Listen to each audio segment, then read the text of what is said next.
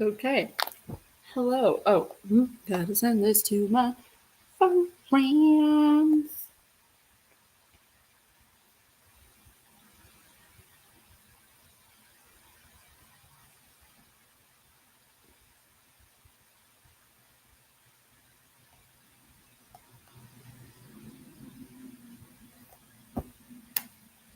and nobody's here at the moment. So I'm just gonna keep sorting through my stuff that I got over the weekend. Holy shit, this lighting makes me look so friggin' pale.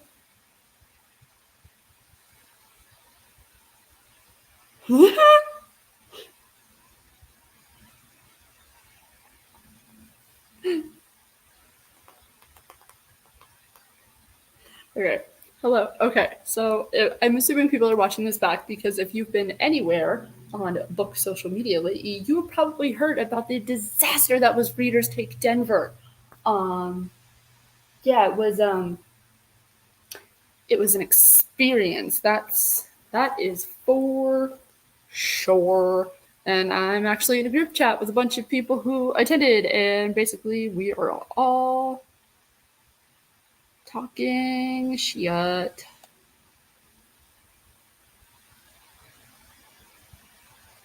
And it's quite entertaining, actually. Um, so, yeah.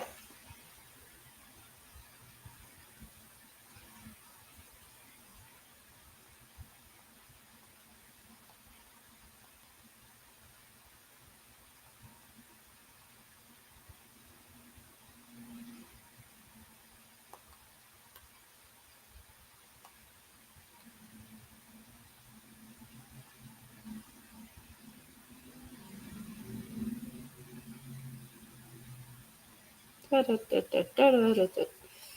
God, that's stupid thing.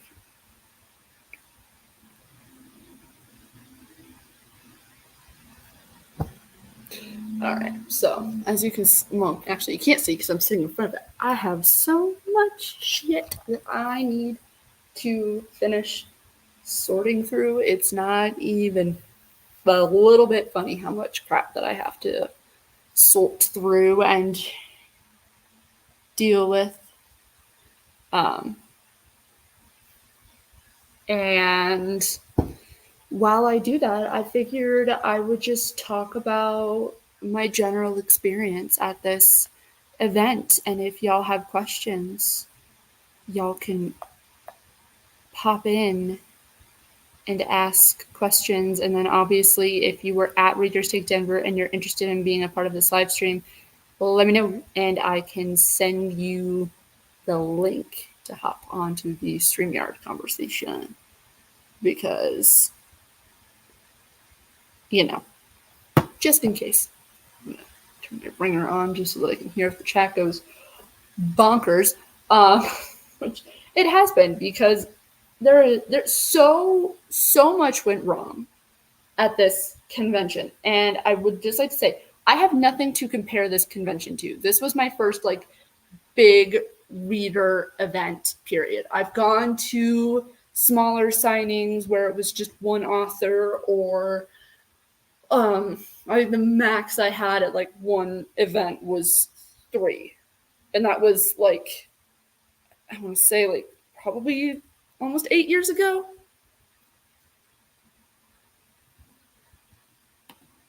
I look like a hot mess right now, so I don't want to join, but I will comment.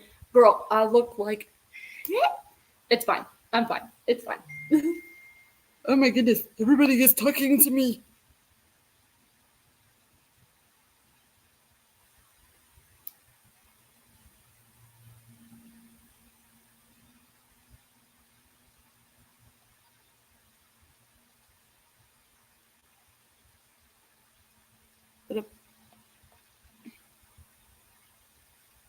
Okay, so hold on. I'm still learning a lot about what has happened in experiences because I was not there for every single event. And the more I read about Readers Take Denver, the happier I am that I was not at every event. I did go to the speakeasy for a little while. But aside from that, that doesn't apply. Okay, so we all have like a group chat, basically just talking mad shit because I don't think a single person left that convention feeling like they had the time of their lives. And I'm not saying, this is not me saying that every single aspect of the convention sucked, because there were a few, very, very few aspects of the convention that didn't suck. One thing that personally didn't suck for me was that the people I met, like the individual human beings that I met, were amazing. I've made some new friends. I've made I made a lot of connections with new authors that I've never heard of, authors that like I have seen before, and like authors that I've talked to online. And meeting them, the individual, like 99% of the people that I personally met were great. And I'm hoping that is the experience for most people. But based on what I'm seeing online via Threads, TikTok, and just like in this general group chat, it has been like just generally like there were several bad apples, and you know what they say, one bad apple spoils the bunch. So we've been kind of like talking about that. But I do want to say that the people I interacted with, the people that I personally met, were really, really, really nice to me. I went by myself. I should say that. I should also mention, I personally did not pay for my ticket. My ticket was gifted to me by an author. So I am not going to be looking around asking for things like refunds or anything like that. Just because I didn't pay for it. That's not my place. But I did want to use my admittedly very, very, very, very, very teeny tiny platform to share my experience and help like get more information out there on what other people experienced, because there's a lot of shit going around. And I will say that just at the beginning right here, this is all alleged. Basically, I just don't want to get sued by the organizers of the event. So all of this is alleged. So hopefully, Danny, if you're watching this back, hopefully that covers my ass legally. If it doesn't, then at least I know a lawyer.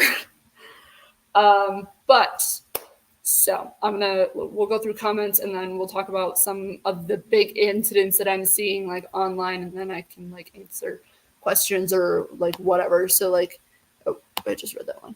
Dude, there's at least 100 authors and vendors dropping out. They were treated like crap, and I do not blame them at all. Neither do I. I haven't gotten a chance to talk to the author that personally invited me to the event. I haven't gotten a chance to talk to her except for when I was at one of the signings, and I, met her, introduced myself to her. And we got to talk, which again, I'm very grateful that I got to do, because not everybody got to meet like most of the authors there.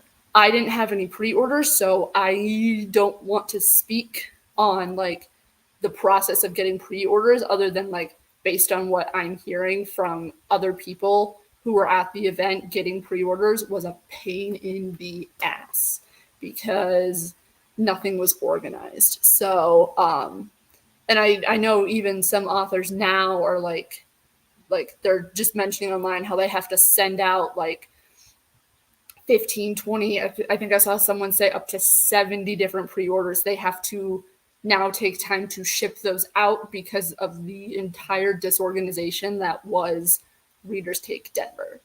And we're not gonna like worry about it. But like, no, we are gonna worry about it, but like, I don't have any skin in the game as far as who has or what the pre-order situation was like, other than the fact that I heard that it was absolutely insane and most people didn't even get all of their pre-orders.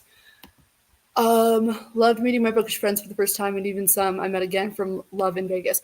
Yeah, I didn't actually know anybody very well before going to the event. So it was really nice for me to meet other people, especially some local people that are, into the same reading stuff that I'm into. So I was worried that like while going, I'd feel really, really awkward, like, and I wouldn't like have anybody to like interact with or like talk to, and I would just kind of be like that one loser in the corner, just sitting. Um, but thankfully that wasn't the case. I got kind of adopted into several little groups of like solo travelers. And even when I was just like standing in lines by myself, I still had people like talking to me and being like, oh my gosh, you've read this author, or like talking to people. Like it was very easy to talk to people at the convention and strike up a conversation. And as somebody who's autistic, doing that in general is very hard for me. So I'm very grateful that the people that I did talk to and interact with were positive people, and that I was able to like meet as many new people as possible, and I got to interact with really good people. I didn't really have any issues, and I'm chalking most of my negative experiences with like specific authors to the fact that everybody was extremely stressed. And by negative, I just mean some authors were a little bit, I want to say, colder than others. They were just more like, it was more like they just had like 50 things to do and definitely not nearly enough time to do so. Who is this video? Oh, thanks, Sam. Thank you. I couldn't even get into the room until the very last minute. Yeah, I noticed that that's like a trending issue on. I gotta grab my water bottle, because actually that brings up a good point. Also, I will say this now. I have ADHD, so there will be no like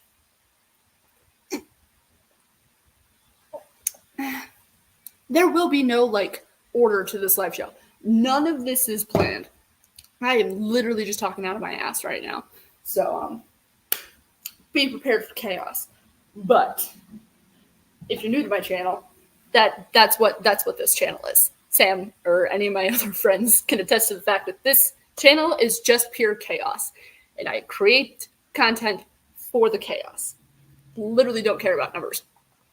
Anyways, so about the water thing. So if you are from Colorado or any high altitude area, you know how important it is to just generally stay hydrated.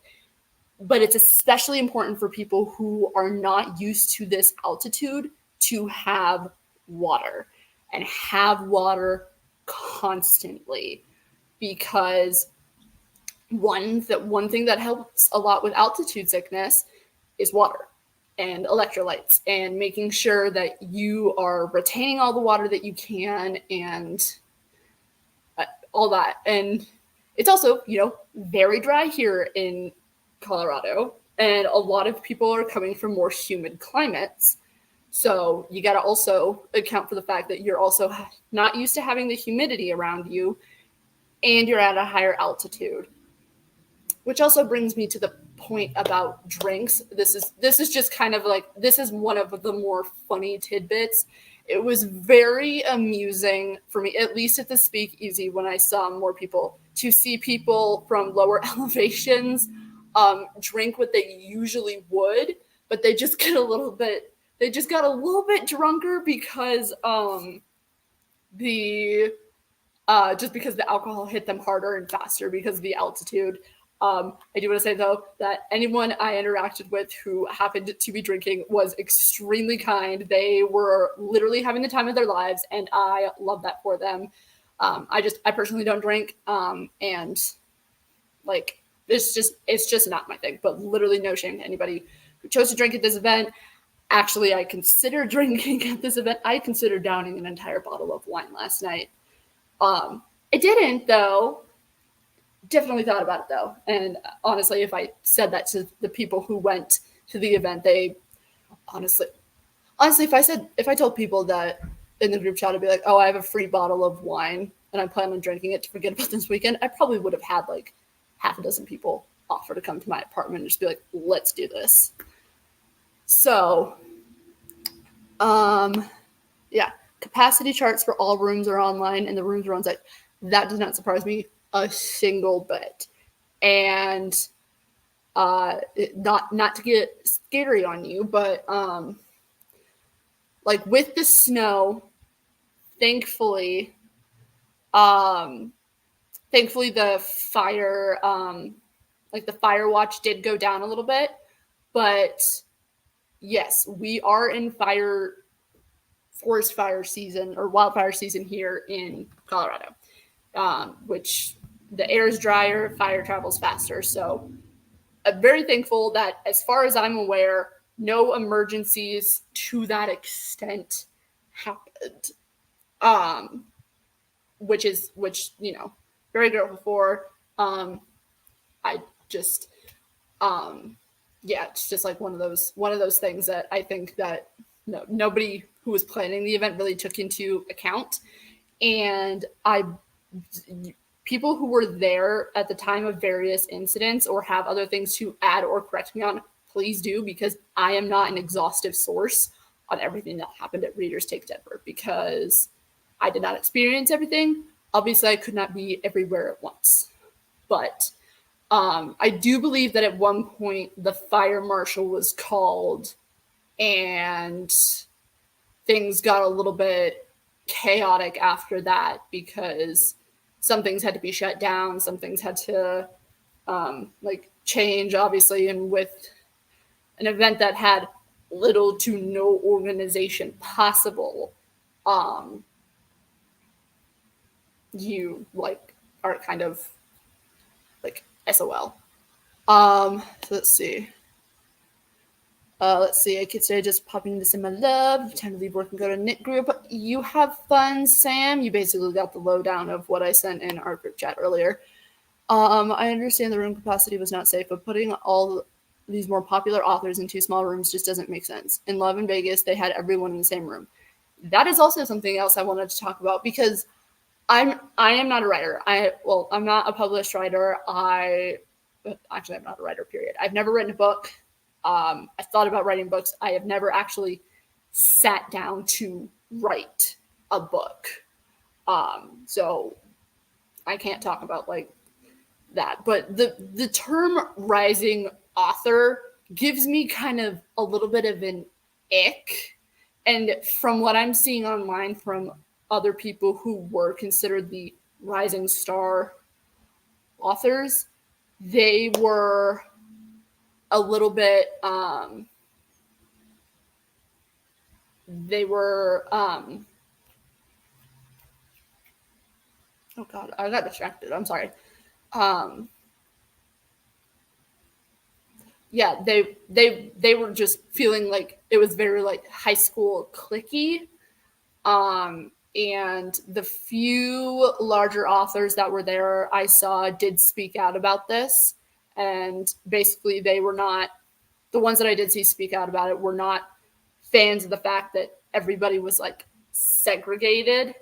And it's like, yes, you are a headliner for this event. It's kind of like, I don't want to say it's like an opening act when you go see a band in concert, because I feel like that just further diminishes rising star authors.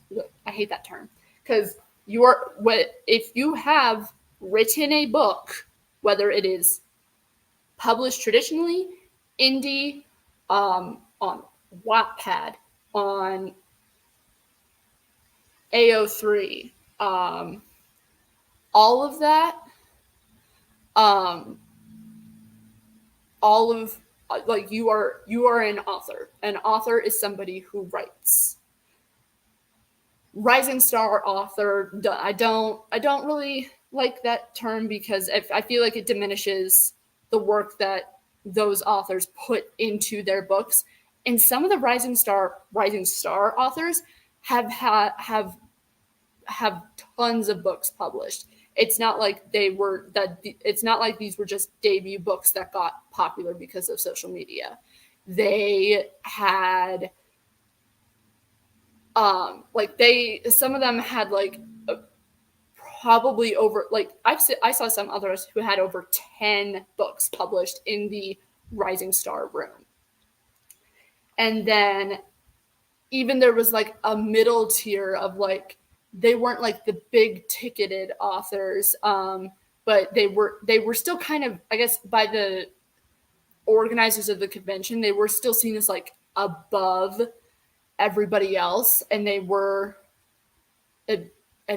just kind of like they were there, but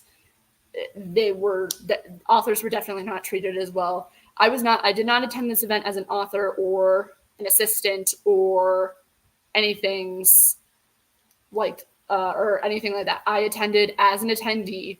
Again, I did not pay for my ticket, though I do encourage anybody who did pay for their ticket to fight for your refunds. And if you did purchase a ticket for 2025, get a refund for that ticket as well.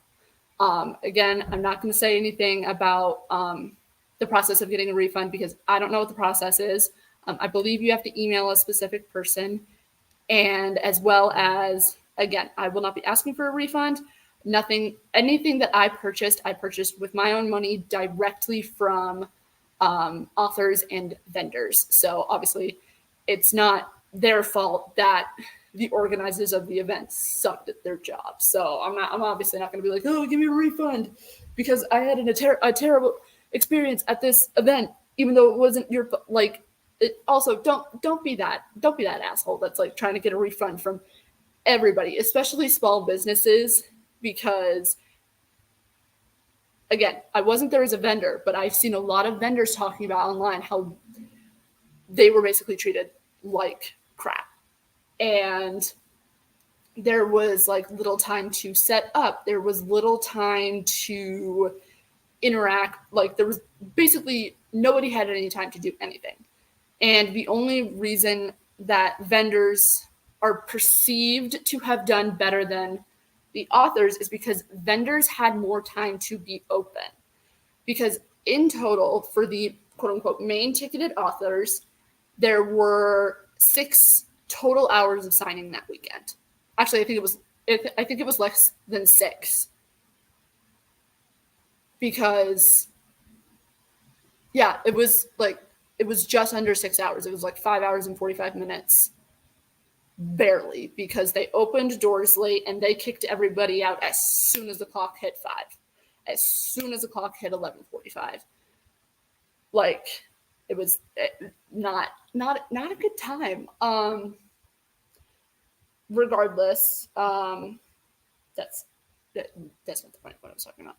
But going back to the Rising Star event, like I also like and bringing up the fact that some people had more books published, their lines were longer and they were blocking other people's tables. And again, based on what authors that I saw online talking about this situation, talking about their lines blocking other people's tables, they mentioned that they felt incredibly bad for the authors whose tables they were blocking because there was there was no order to the lines. There was like everybody was just like crowded around each other. And it's not like we could have like made differentiating lines because there was no walking space at this event. And I don't use a mobility aid, but I grew up with a mom who uses a mobility aid. My dad uses a mobility aid, and several people at the event use mobility aids. And based on what I'm seeing online through threads and stuff, people who have or had mobility aids or disabilities, they felt like the event was 100% inaccessible to them, that everything was not ADA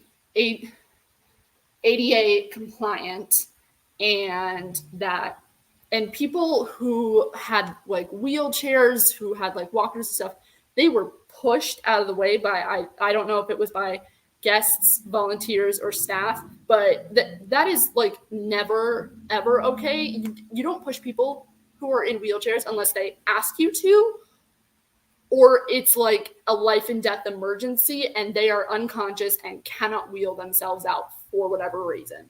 Like, those are the only times you should be touching somebody else's chair when they give you permission, or in a dire situation where like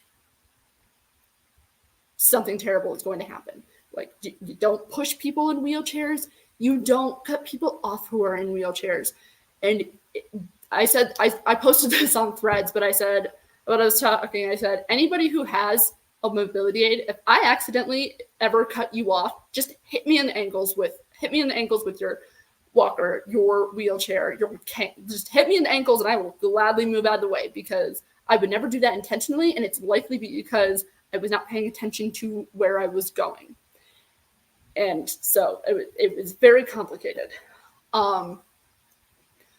Also, addressing that mobility concern, there was not a lot of areas in the convention center for neurodivergent people like myself to have a second to breathe and to find a quiet space to decompress. And frankly, that comes down to the fact that we didn't have time. Like, especially if you wanted to see authors, like if you were going for specific authors, you did not have time to sit down, to take a break, to even catch your breath. You couldn't even really get water, because, going back to the water thing, there were no water stations, even though according to the website and the organizer's Facebook, I believe, it was stated that there would be water stations everywhere, and they were emphasizing the point that hydration was extremely important and all that stuff. So there were like no water stations, and trying to find water fountains was hard because they were like tucked away in these really obscure corners. And yeah, speaking of not being able to find anything at this event, there was no signage. There was no sign saying, okay, welcome. Like, there was maybe a couple of signs that said like, hey, welcome to Leaders Take Denver. But that was in the lobby of the hotel part of the location, because the Gaylord is it's a hotel and a convention center, like a lot of big hotels like that are. So I did that. So like there was no signage. There was no signage being like, book storage over here or food here. Well, actually, the only food that was free at this event was cake. I and so many other people ate so much fucking cake this weekend. I can't even look at cake right now. Like, I can't even look at, like, just even, like, thinking about cake just makes me feel like, like, no, thank you. No cake for me, please. Like, I will never be able to have, I don't think I'll ever be able to have cake again without associating it with this event, which sucks, because I'm not going to lie, some of that cake was really fucking good.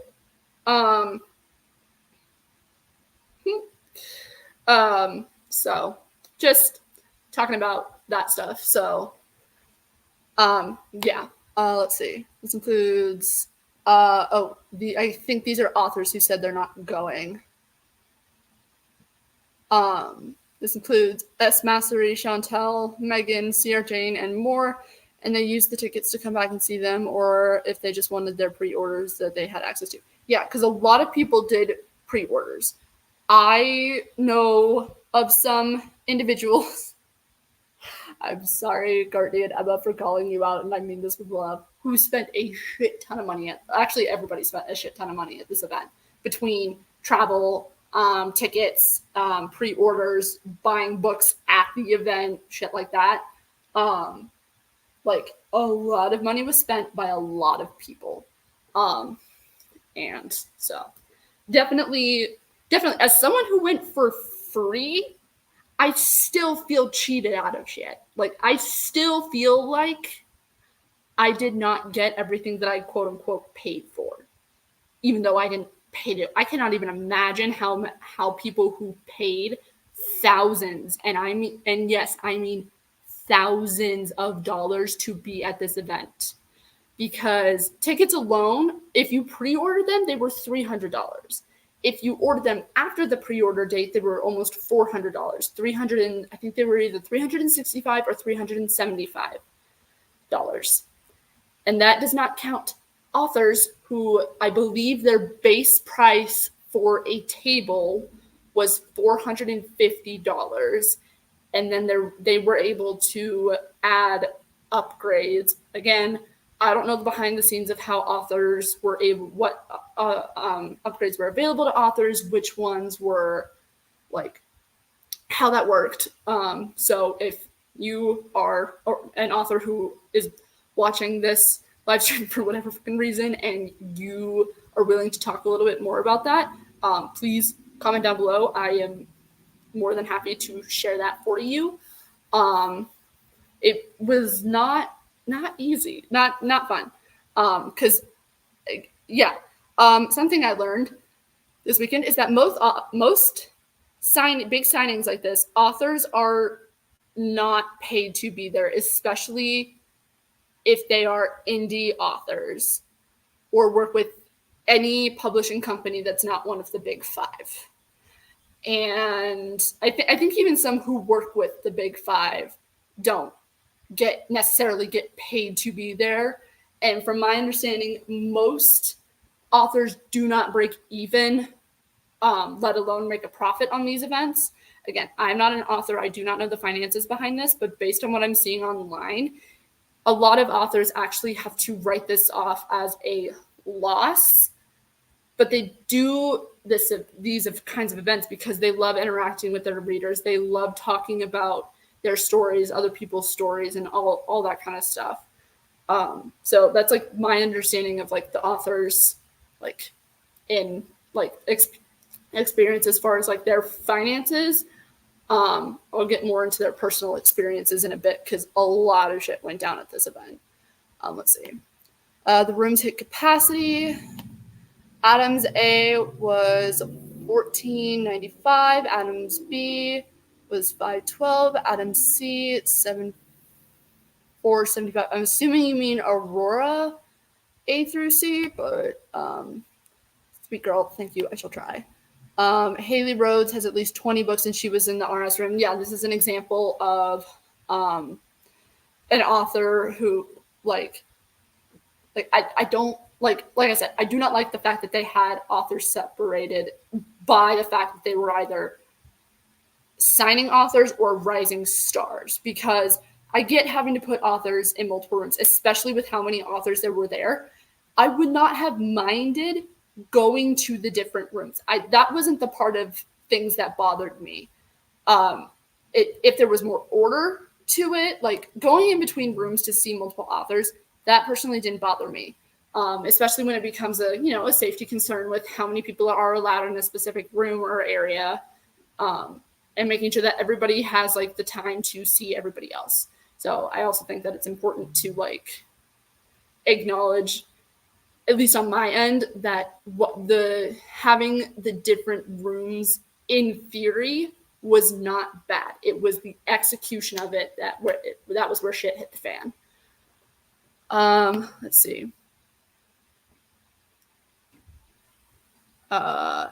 Haley, and then 5:45 to 6, depending on the schedule you looked at.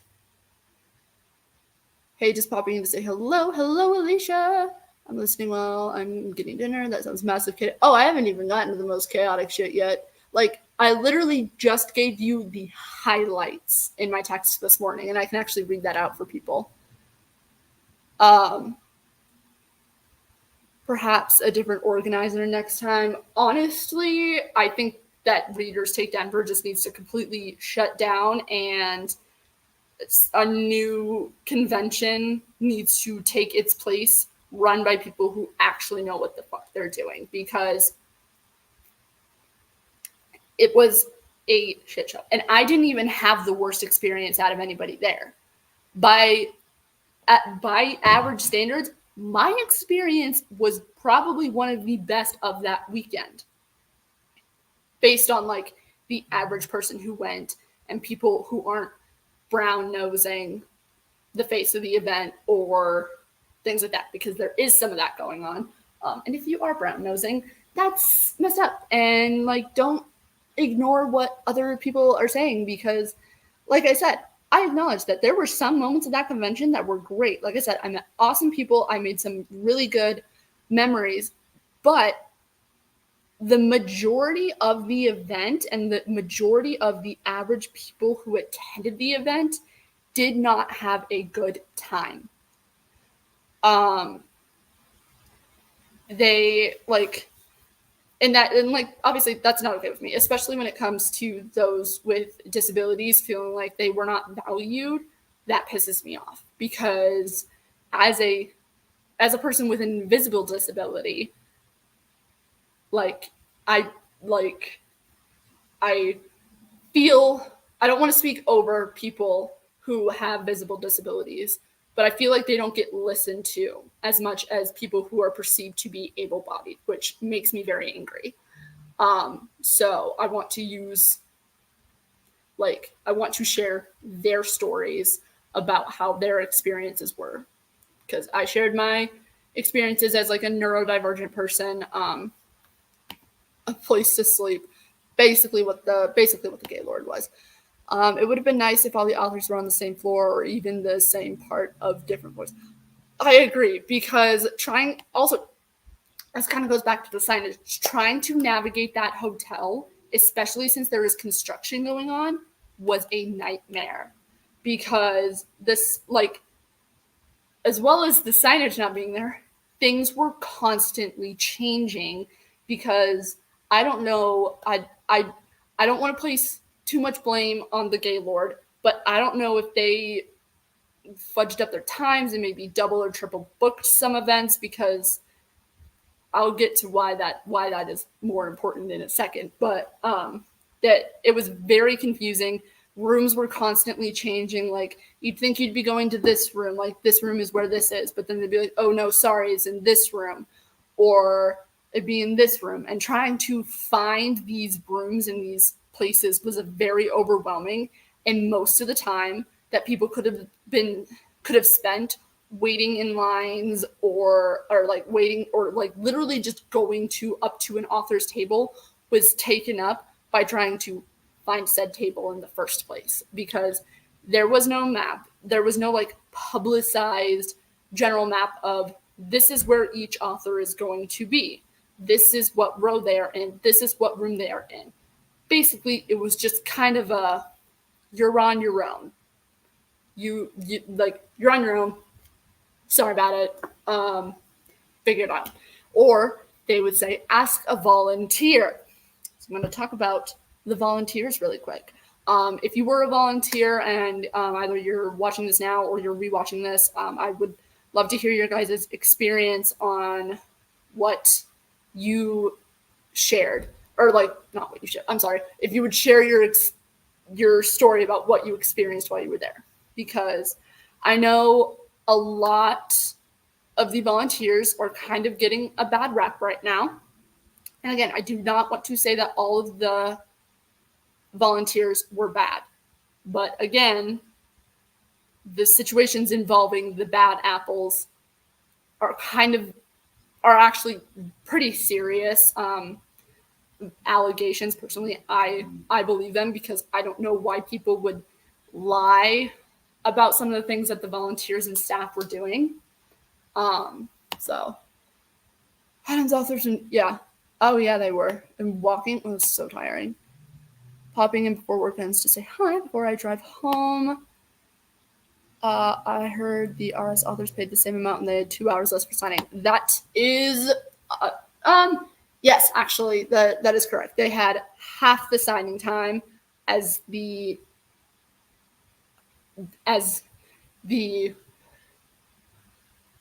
other signing authors. I I can't confuse. I need to come up with a new name for the rising star authors because I hate like I hate the fact that they're being differentiated, but for the sake of these stories, I need to like have a way to separate them when I'm talking about the different groups of authors. And I don't like the term rising star because it makes one group feel like they're inferior to another.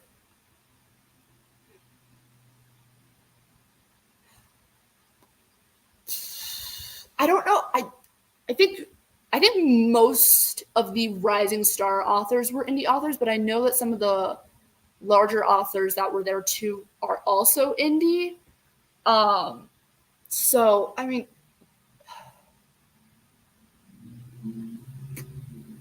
I don't know. Um,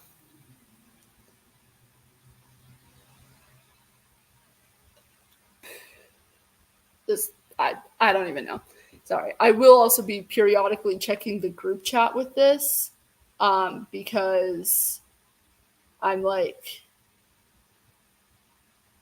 one. Oh my god, there's more cake. Because I get updates from the group chat, and I get more information from here as from here as well. If you're in the group chat, come say hi. Because holy shit, I'm going between you and the WhatsApp too. No, I do not blame you. I'm like, I want to do it, but the ADHD in my brain is like, if you go on your phone and do the WhatsApp, you're just gonna sit in silence for 15 minutes doing research. But regardless, not the point. So going back to the volunteers, there were a few volunteers. I don't know their names, and even if I did know their names, I don't necessarily think that I would put them on blast online, just because that's not necessarily the type of person that I am. And I don't, again, these are all alleged, and I wasn't there. I did not witness these happen, so I can't say what is true and what is not. So, but allegedly, there were several instances where volunteers and other event staff were being very, very rude to authors, their assistants, and at readers. Again, the few volunteers that I actually managed to locate, because there was like nobody volunteering at this event, even if they were they did not have any answers to any questions. You could have asked a volunteer where the bathrooms were, and they honestly would have told you, I don't know, and that would have been the truth. There's no ifs, ands, or buts about it. They did not have communication, which led to a lot of frustration, because they didn't know things, so they had to go find people who might know things. But if that person did, it was basically a long ass game of telephone that the volunteer, basically a long ass game of telephone where you get the answering machine at the end, because nobody had any questions. Nobody could get, as far as I'm aware, nobody could get a hold of. I'm gonna say the name of the author who created the event, Lisa Renee Jones. Lisa, if you want to sue me, good luck for suing me, because I got nothing. I got maybe $8 in my bank account, unless you want to come for my chicken nugget throw pillows. But if you come for my chicken nugget throw pillows, there will be issues.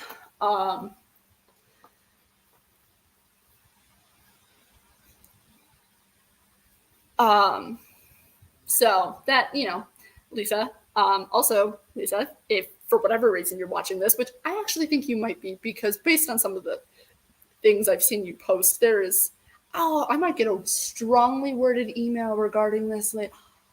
I hope I do.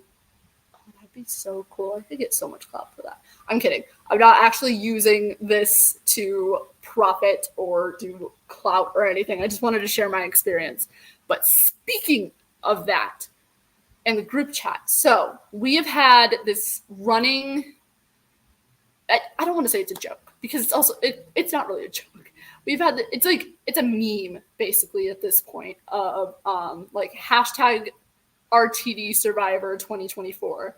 And we've been talking to various vendors that were there, just various individuals that were there, and we've been talking about getting merch, like merchandise like from people, from like vendors who were at the event saying hashtag RTD Survivor 2024. And I've seen some people online being like, you shouldn't be profiting off of other people's trauma. And I don't mean to put like trauma in air quotes, but I just sometimes I feel like people throw that word around without really understanding the gravity of what it means. And again, I'm not going to step on anybody's toes and say whether or not somebody individual experience was traumatizing, because that is not my place, not okay. But on the same side of things, I'm also not going to sit here and say that my personal experience was traumatic, because that would be a lie, and that would be very much exaggerating what I experienced. Because what I experienced was extremely frustrating, extremely like mentally, socially, physically, just emotionally exhausting. I was exhausted, and I'm still exhausted. And it's been 2 days since I went to the event last. But again, I'm not going to comment on anybody else feeling like, on saying like whether or not other people have trauma or don't have trauma. Again, not my place. Not for me to say that anything about that. I will say that a lot of the treatment that I'm seeing reported online from various people are not okay. And I can definitely see how those experiences, if I had witnessed them, would be personally traumatizing to myself.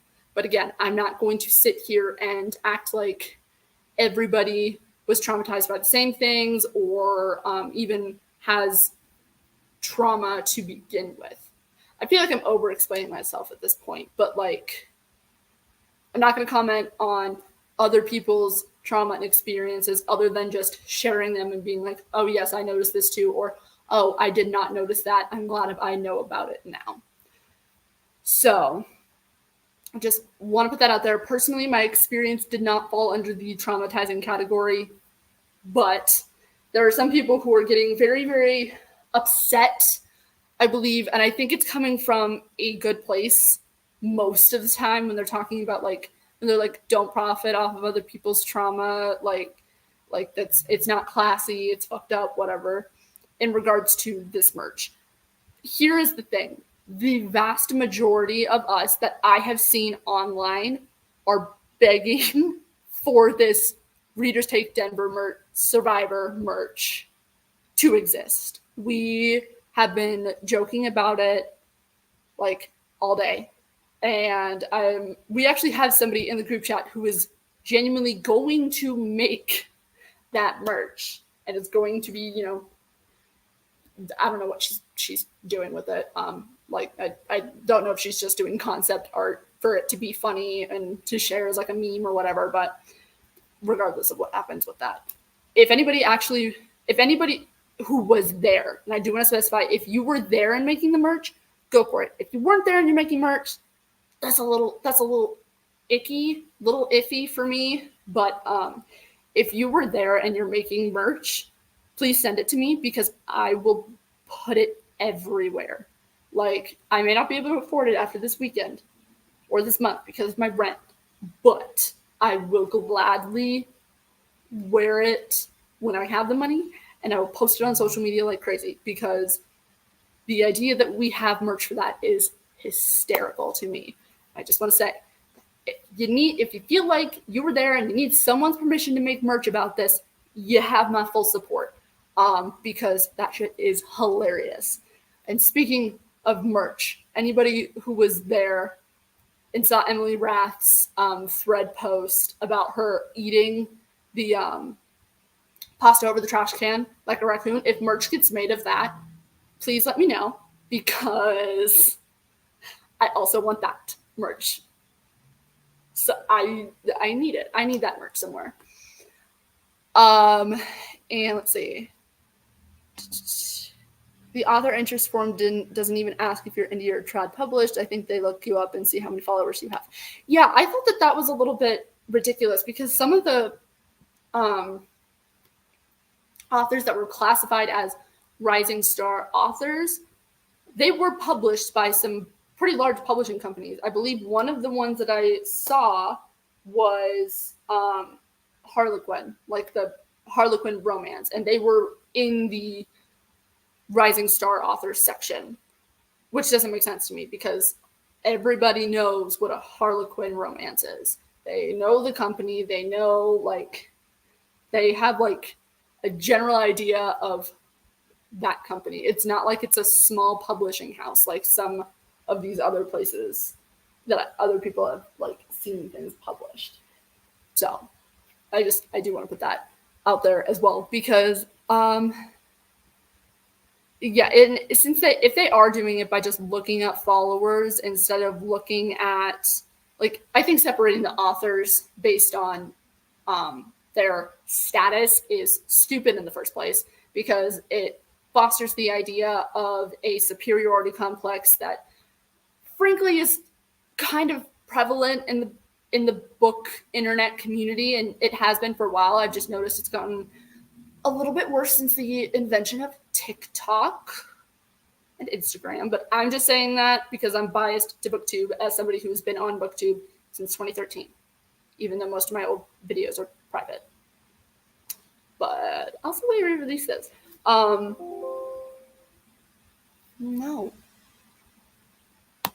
I'm not updating my shit. My computer was just like, hey, you want to no, I'm talking about something very important. So yeah, there's that. But yes, wholeheartedly make all of the merch. The volunteer using a wheelchair. Oh, I didn't know that. Okay, so as you can probably guess, LRJ is not having a great time on social media right now, and she is desperately trying to cover her ass. Basically, a lot of gaslighting, telling attendees and authors and stuff that, oh, your experience wasn't that bad. Like, everything went smoothly when it, in fact, did not go smoothly. And when it came to accessibility, Lisa Renee said that there was a volunteer on their team who used a wheelchair, and said that she had a meeting set up with them for like this week or whatever. Personally, I do not know how many volunteers used mobility aids as far as like at the event. I do not know the number for that. But one volunteer who did use a wheelchair came out and apparently has now said that they don't have a meeting with Lisa. They don't have anything scheduled to talk to them about how to make this experience better for next year. So I think that's a little bit interesting. Also, someone on Threads posted a sketch of Emily Rath eating as a trash panda eating pasta. Hold on. I need to find this. And I'm going to re-share it.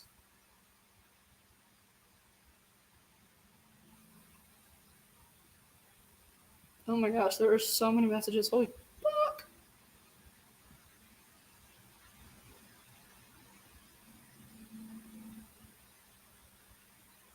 Oh my gosh. So I'll actually go to Threads so I can read some people's experiences.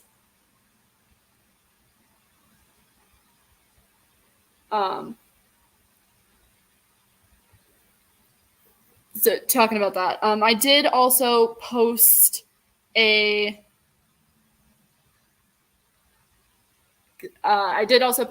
thing on Threads asking if people who didn't attend the event had questions. And again, if you're watching this and didn't attend the event and you have questions, put them to the side. Either myself or somebody who did attend that event was there or will answer those questions, because we are talking all of the shit right now.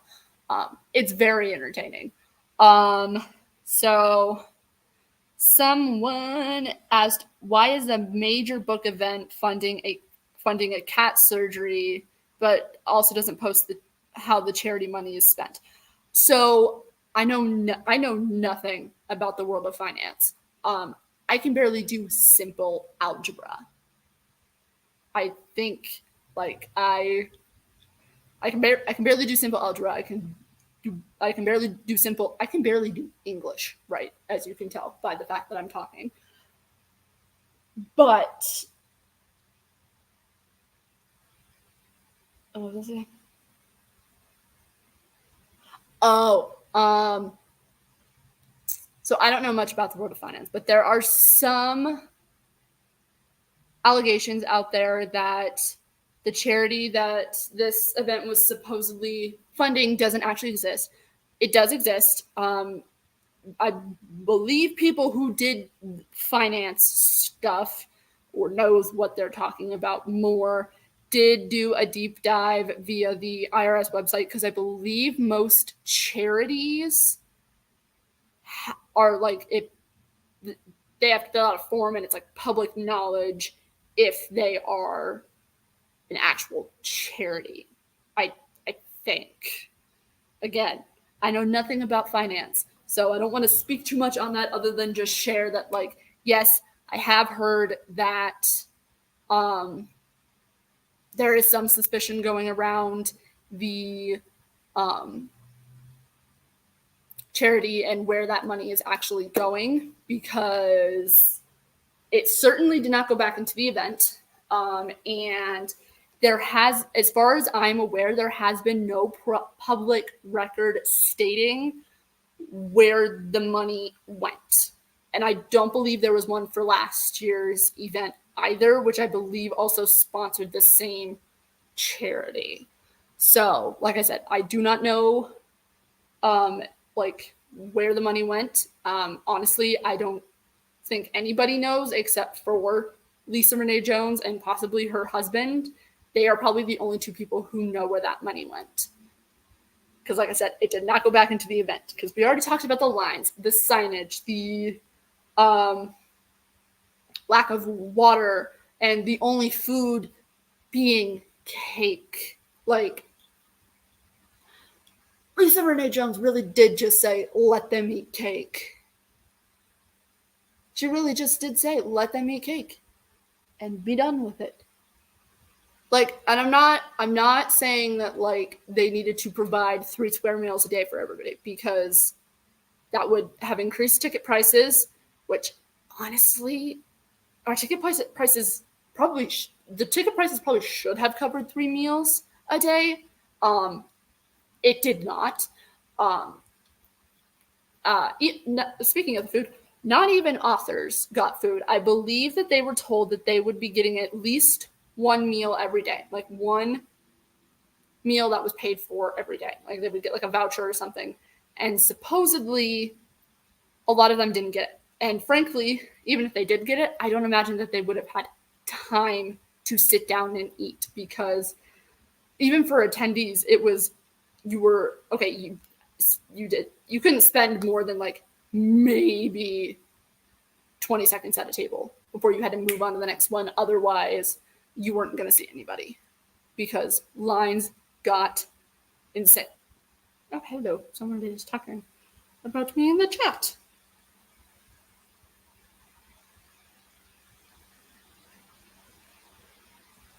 Lisa really said let them eat cake.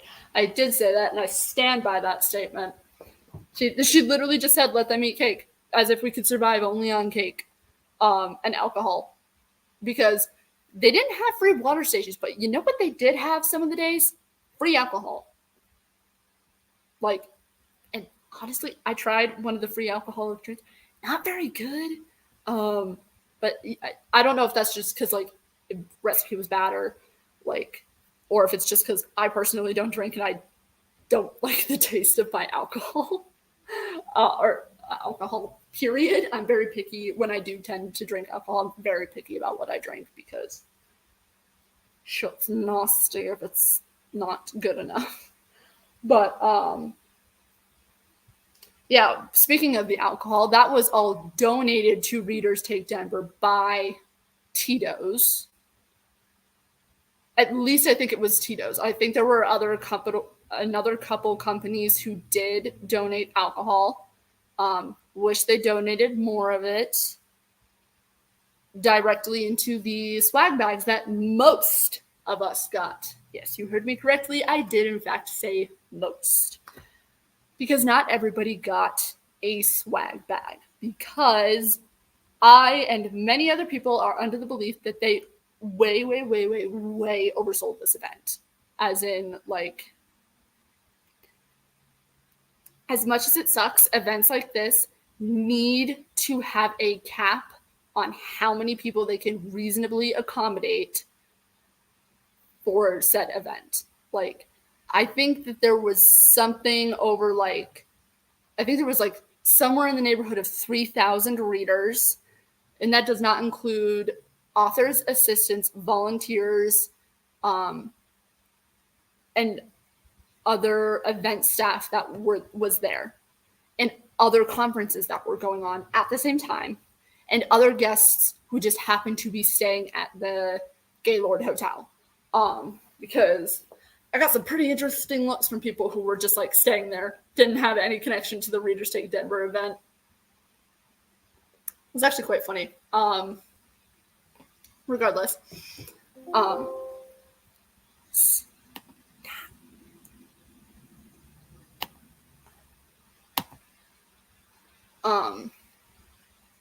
So it's kind of like where that is. But yeah, most people, I'll show you the swag backpacks that supposedly everyone got with their ticket purchase. Again, I did not pay for my ticket.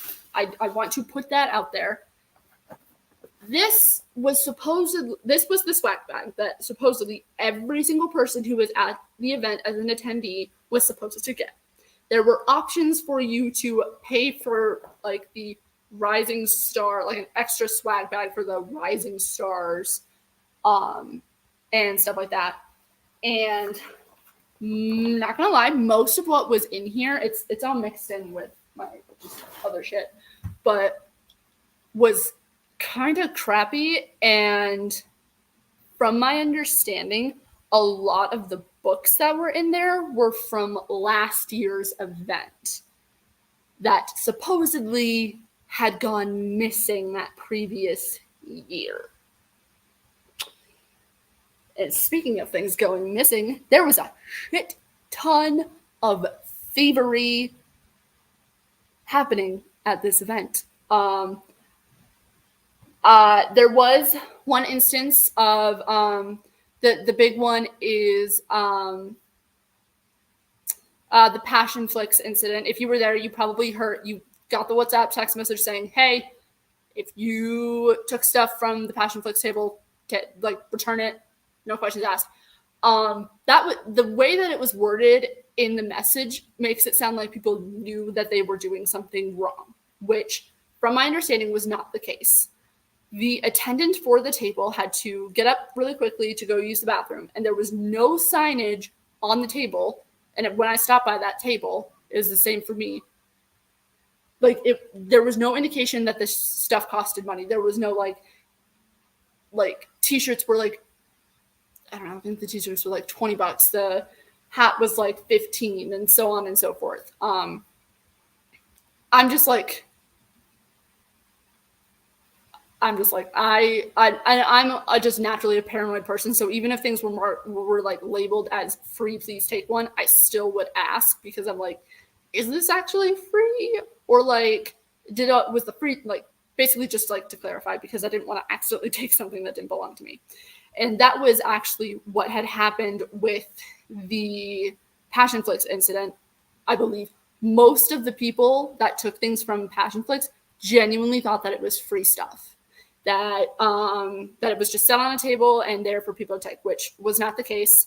I believe most of the merchandise was returned. I believe at the initial time of stealing, it was like $4,000 worth of stuff, which is not cool. But again, I completely understand the fact that people thought it was free stuff, because it was advertised that there would be a lot of free swag for people. Like, like, and I got a lot of free swag, but most of the swag that I got was stickers, bookmarks, coasters, the few books I got in the bag, and some books from authors who were just genuinely kind enough to give me their books, especially towards the end of all the signings. Because what my goal was to get the books that I owned signed, and I wasn't planning on buying any books. Obviously, that didn't work because you can see the stack of books that I ended up coming home with. We're not gonna. Don't judge me. Actually, none of you can judge me because I saw some of y'all with over over 100 books in your bags that you're taking home. And I saw that FedEx line online this morning. I saw the FedEx line. None of you are allowed to judge me for this. But anyways, like my goal was to literally just get business cards or bookmarks for as many of the rising star authors as I could. I'm just going to call them new to me authors. I think that that's what I'm going to just call the authors that I knew of before the event versus the ones that I did not know before the event. New to, for any, actually, even some of the authors that I had heard of before. My goal was just to get business cards or at least like a bookmark if they had that free swag, just to like support them even like the tiniest little bit, even if it was just me saying I will check out your stuff at some point in time. I will take a look at the books that you've written and at least give you the internet foot traffic in order to push this onto other people's advertisements. So that was my goal. And when I would ask, like, because people were packing up so fast, because at the end of the signings, again, like I said, people basically, I don't know if it was the hotel staff or the event staff, but people in general were just thinking that authors would be able to clean up their tables like that, like instantly, poof, magic, it'd be gone. Like I'm trying to think of a wizard or a magic story that's not Harry Potter. Because fuck J.K. Rowling.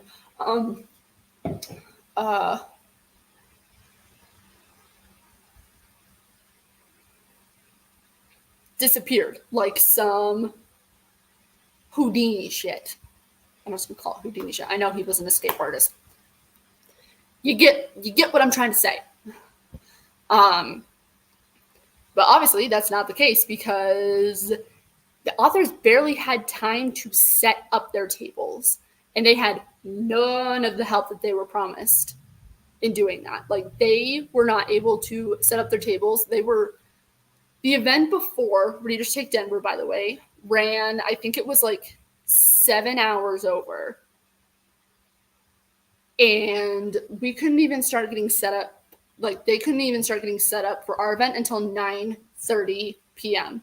Most authors that I saw talking about their experience were not able to be in bed or at least attempting to sleep by like 12:30 at the earliest. I suspect that there are several authors who did not sleep that first night, or who did not sleep that first night after the setup. I seriously expect that like a lot of them suffered some sleepless nights. And yes, so yeah, so there's that. Oh shit, yes, if that is in relation to the thievery, things were also taken from readers. Again, I do not know who took stuff from other readers. I don't know if it was volunteers or attendees or Some things that were stolen, I suspect, were just genuinely misplaced by staff of some kind, because again, there was no signage, no organization, nobody had any idea what they were doing. So I suspect that some stuff might have just gotten mixed in with other things. And for example, I know that I don't remember which author it was, but there was an author who had, for example, donated things specifically to go to one of the swag bags. I do not know if it was the general admission swag bag or if it was the Rising Star author, like,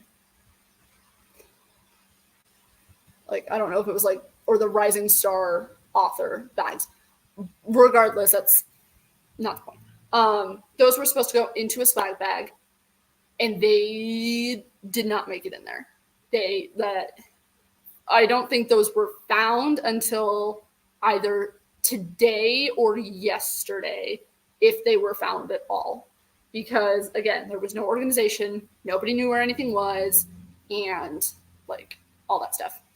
And so to add to that, also there were instances of people just straight up taking books from the book storage area, from authors, like people. I did not witness it, but I have heard about people just like swiping shit from vendors' tables, swiping stuff from authors' tables, like stuff that was clearly not free, like things that were clearly not free. And like, I could understand if it was maybe like, oh, like a paper bookmark or a sticker, but no, there have been like people saying that like authors have been saying that they have had their books stolen, which we all know how expensive books are now. They're stupid expensive. Even just like a standard paperback is like $15 now, instead of like, even like 5 years ago when it was like maybe $12 at the most for like and not all of the books, by the way, that were stolen were the special editions. They were just, it was just like, yeah, it was nuts. So if you did intentionally steal things, and I'm using the word intentionally because I know that there are some people who took things on accident, and even when authors handed me their books for free, I felt extremely guilty. I even if they were like, here, please take my book so that I do not have to take it home with me, I still was like, are you sure you're okay with letting me like have that? Like, because I felt bad, like just genuinely taking things that were handed to me for free, and people were saying, please take this, I do not want to take it home. If you did intentionally steal books, I don't know what your goal was. If you're trying to resell them, I would just like to say it's going to be pretty easy to figure out if it was you, because some of the majority of books that were stolen like out of like the vendors storage area, which was not locked, by the way, despite Lisa Renee saying that it was locked. There are several reports of it not being locked and that people could just go like in and out willy-nilly.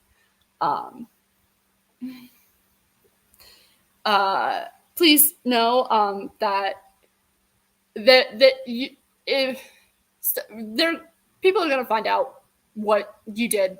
They're going to figure out that you likely stole those books. And I don't know if you're trying to make a profit off of it, or you were being like, generally just selfish. Because here's the thing, even if you said like, oh, I didn't have money for books, I didn't go into this event having money either. The only reason I have the books I have was because the authors attending and even some of the like people that were there, the friends that I made, were kind enough to give me their books for free. And I was honest with authors when they said, oh, would you be interested in buying a book? I would say, I'm sorry, I can't afford that right now, but I would love to take a business card or a bookmark so that I can look you up later when I have money to give you to read your stuff, because like I mentioned earlier, books are expensive now, so I unfortunately don't have a ton of money to be throwing around just on books. And tons of authors, by the way, we're also giving out free ebooks. If you actually, for example, if you took their cards, this one literally says free books for you on the back of it. Authors were giving out free books. So to be blunt, I don't want to hear people saying that, oh, I took things because I didn't have the money for them, because I don't think people realize that authors do not get paid as much as we in general think they do, because not every author is a J.K. Rowling or a Rick Riordan or a James Patterson. So I don't know if he's actually an author. I think he's just the ghost name a bunch of people use. That's a story. That's a discussion for another fucking time. But most authors, their primary job is not writing. They have other jobs. They have a 9-to-5 job like the rest of us. Shit like that. So when you're stealing, it's not the big gotcha to the publishing industry that you think it is, especially if it's indie or self-published books, because you're just directly taking money from the author, and that's a crappy thing to do. And if you really, really wanted to read a physical copy of the book, most public libraries will order a book to put into their system if you want to read a physical copy that badly. I know my library does it. Almost every single library I have ever been to does that. If you say, hey, I really want this book, can you order it? Or do you know of a library because libraries, interlibrary loans are a thing. Libraries can get loans from each other in other states and other cities, and again, even in other states.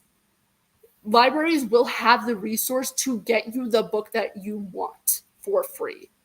An absolute worst case scenario. You can always sign up for an author's newsletter, because those are free, and every time they will tell you if their books are free or going on sale. I've gotten so many free ebooks that way, and I know it's not the same as reading a physical book, but just because you can't afford a luxury, and I'm saying this, books and owning physical copies of books is a luxury, not a necessity, doesn't give you the right to steal them. Especially at places like this, because this doesn't affect the big corporations. This doesn't affect the big man in publishing you think it does. It affects the little guys. It'll eventually come back to bite you in the butt, because authors are going to start losing, and publishers are going to start losing so much money to theft that they're going to have to start upping prices in order to make it harder for people to steal those books and things like that, which is just not okay. Don't steal shit that doesn't belong to you. If you do that, there are very few instances where I approve of stealing. If you're stealing food from a Walmart, again, legally, I do not condone any illegal actions. This is not me telling you to go out and shoplift. But if I see you still steal a can of baby formula, no, I didn't. Just saying. So that's that. So my friend got a button that said Readers Take Denver 2023. I didn't get anything that said Readers Take Denver 2023, but speaking of the merch that we got, people didn't get the same merch at all. For example, one thing I got of merch that I don't know what anybody else got. If you did get this, please tell me. But one piece of merch that I got that I did not see anybody else have was this outdoor blanket. Literally did not see another human soul have this, or see anybody posting about it online. I have this blanket, I don't know anybody else who got the blanket. A lot of us got the same books, but the individual swag that was in them did not exist. And the people who did not get swag bags on the first days of registration, they ended up getting the Thriller Day bags. And the Thriller Day was just a one-day event. So the Thriller readers were only there for one day.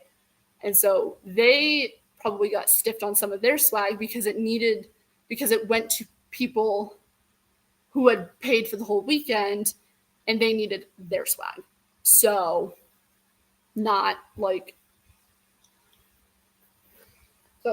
yeah. Also, another problem when you oversell an event is you run into problems like this. Supply and demand. It is basic economics, people. You only have a limited number of supply and a high demand. Yes, raise the ticket prices. But also, don't increase the ability for people to make demands without increasing the supply. Just saying. And also, with the amount of times that the ticket sales were supposedly closed and then reopened, the ticket prices should have drastically gone down.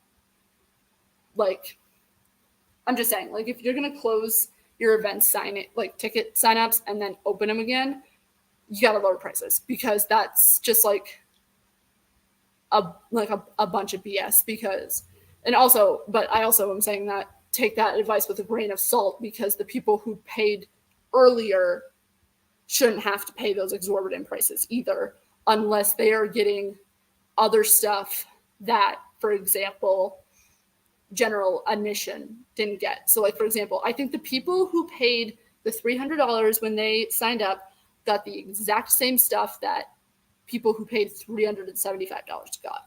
And again, I did not pay for my ticket. So I am not I'm not able to be comparing it to I paid this is what I got because I did not pay for my ticket. My ticket was free because again, an author very, very, very kindly gifted it to me because she knew I wanted to meet her.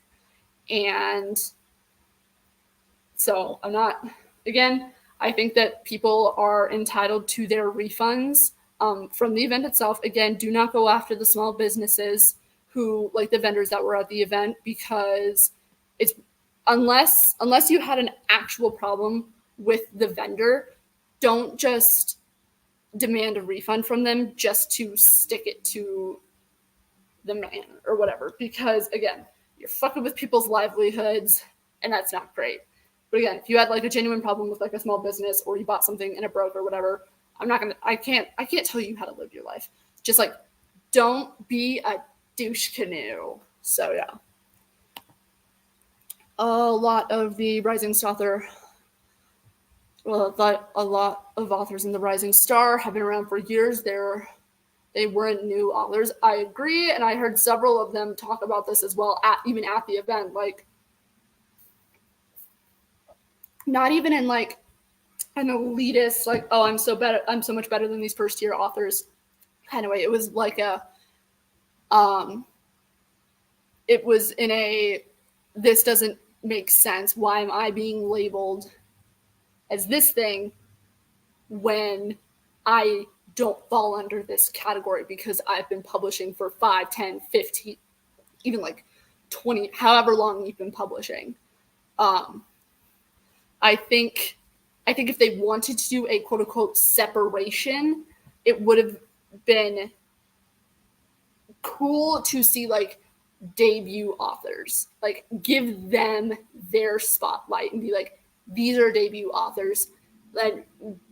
Don't sequester them and put them away from the craft panels because the Rising Star signings were at the same time as craft panels, which I know that a lot of the authors wanted to attend and go to because as much as conventions like this are for the readers, they're also for the authors to network, to learn new skills, to meet other people in the industry that can help them out in their careers, and even just for them to make friends who are in their circle of what they do in the reading community. as in, yeah, they're writers, because readers and authors have very different experiences in this community, even though even though there's a lot of overlap in the community. So I do just want to put that out there, that like, especially when it comes to I don't want to say less experienced or newer authors, but maybe authors that aren't as traditionally popular, I want to say. Even that still sounds weird, like to interact with people who, for example, I'll use Emily Rath as an example, because she was one of the bigger authors that was there, as far as like her general popularity among pop culture, because like even people who like don't read or just on one side of the bookish internet know who Emily Rath is, or like know about like the whole hockey romance genre. So like it was a missed opportunity for them to like interact with other people who are in the industry and learn new things and stuff like that. So yeah. Hello, Tangible Reads. It was in response to the swag possibly being for 2020 RTD 23. Yes, again, I do not know how true that is. I did not attend last year, and I likely will not be attending next year. I mean, if I'm given a free ticket, I might go just for the content, and I would definitely film it and put it up on the internet for everybody. Because as you can tell by this live stream and any past content you've seen from me, I am not one to exactly filter myself when talking shit. I try not to name drop, but I have no problem being like talking shit. And yeah. Then again, if Lisa sees this, hopefully, Lisa, I just want to know, if you're watching this, what I'm saying isn't as bad as what you think it is. I could be saying a lot worse things, and people are saying a lot worse things. There have been a lot harsher live streams, talking about leader conventions. So just be grateful that this is what I'm giving you, because it could be worse. And see, if you understood that, then you were there, or at least heard about the goodbye speech. So just saying. Yeah, that sounds like a crazy time. It was beyond crazy. Let's see. Let's see. Even the rooms where we were supposed to store our wagons, half the time no one was even watching the rooms. I don't know, a few people said that they were missing stuff from their carts. Yes, I did hear that too. Thankfully, I came back with everything that I brought with me. And I don't know anyone personally whose stuff was nicked or stolen, but I do know that it happened, and that I don't know if it was attendees stealing from each other, or volunteers stealing from attendees, or just random people at the convention stealing from us. Because yes, ladies and gentlemen, and those in between, we had convention crashers, meaning people who were not part of our convention. And I'm not talking about like just people who were maybe in another convention room going from one place to another. That is not what I'm talking about. I'm talking about they forced themselves into our Readers Take Denver space and took up space and in places where they were not supposed to be. Like, and y'all know me, I'm the person that's like, anybody can read anything they want. But in situations like this, if you are not invited to be in that space, and you did not pay to be in that space, do not go to that space. It's like the best way I can describe it is like if a bunch of straight, hetero, cis people go into a queer bar and then get mad that the space is not catered to them.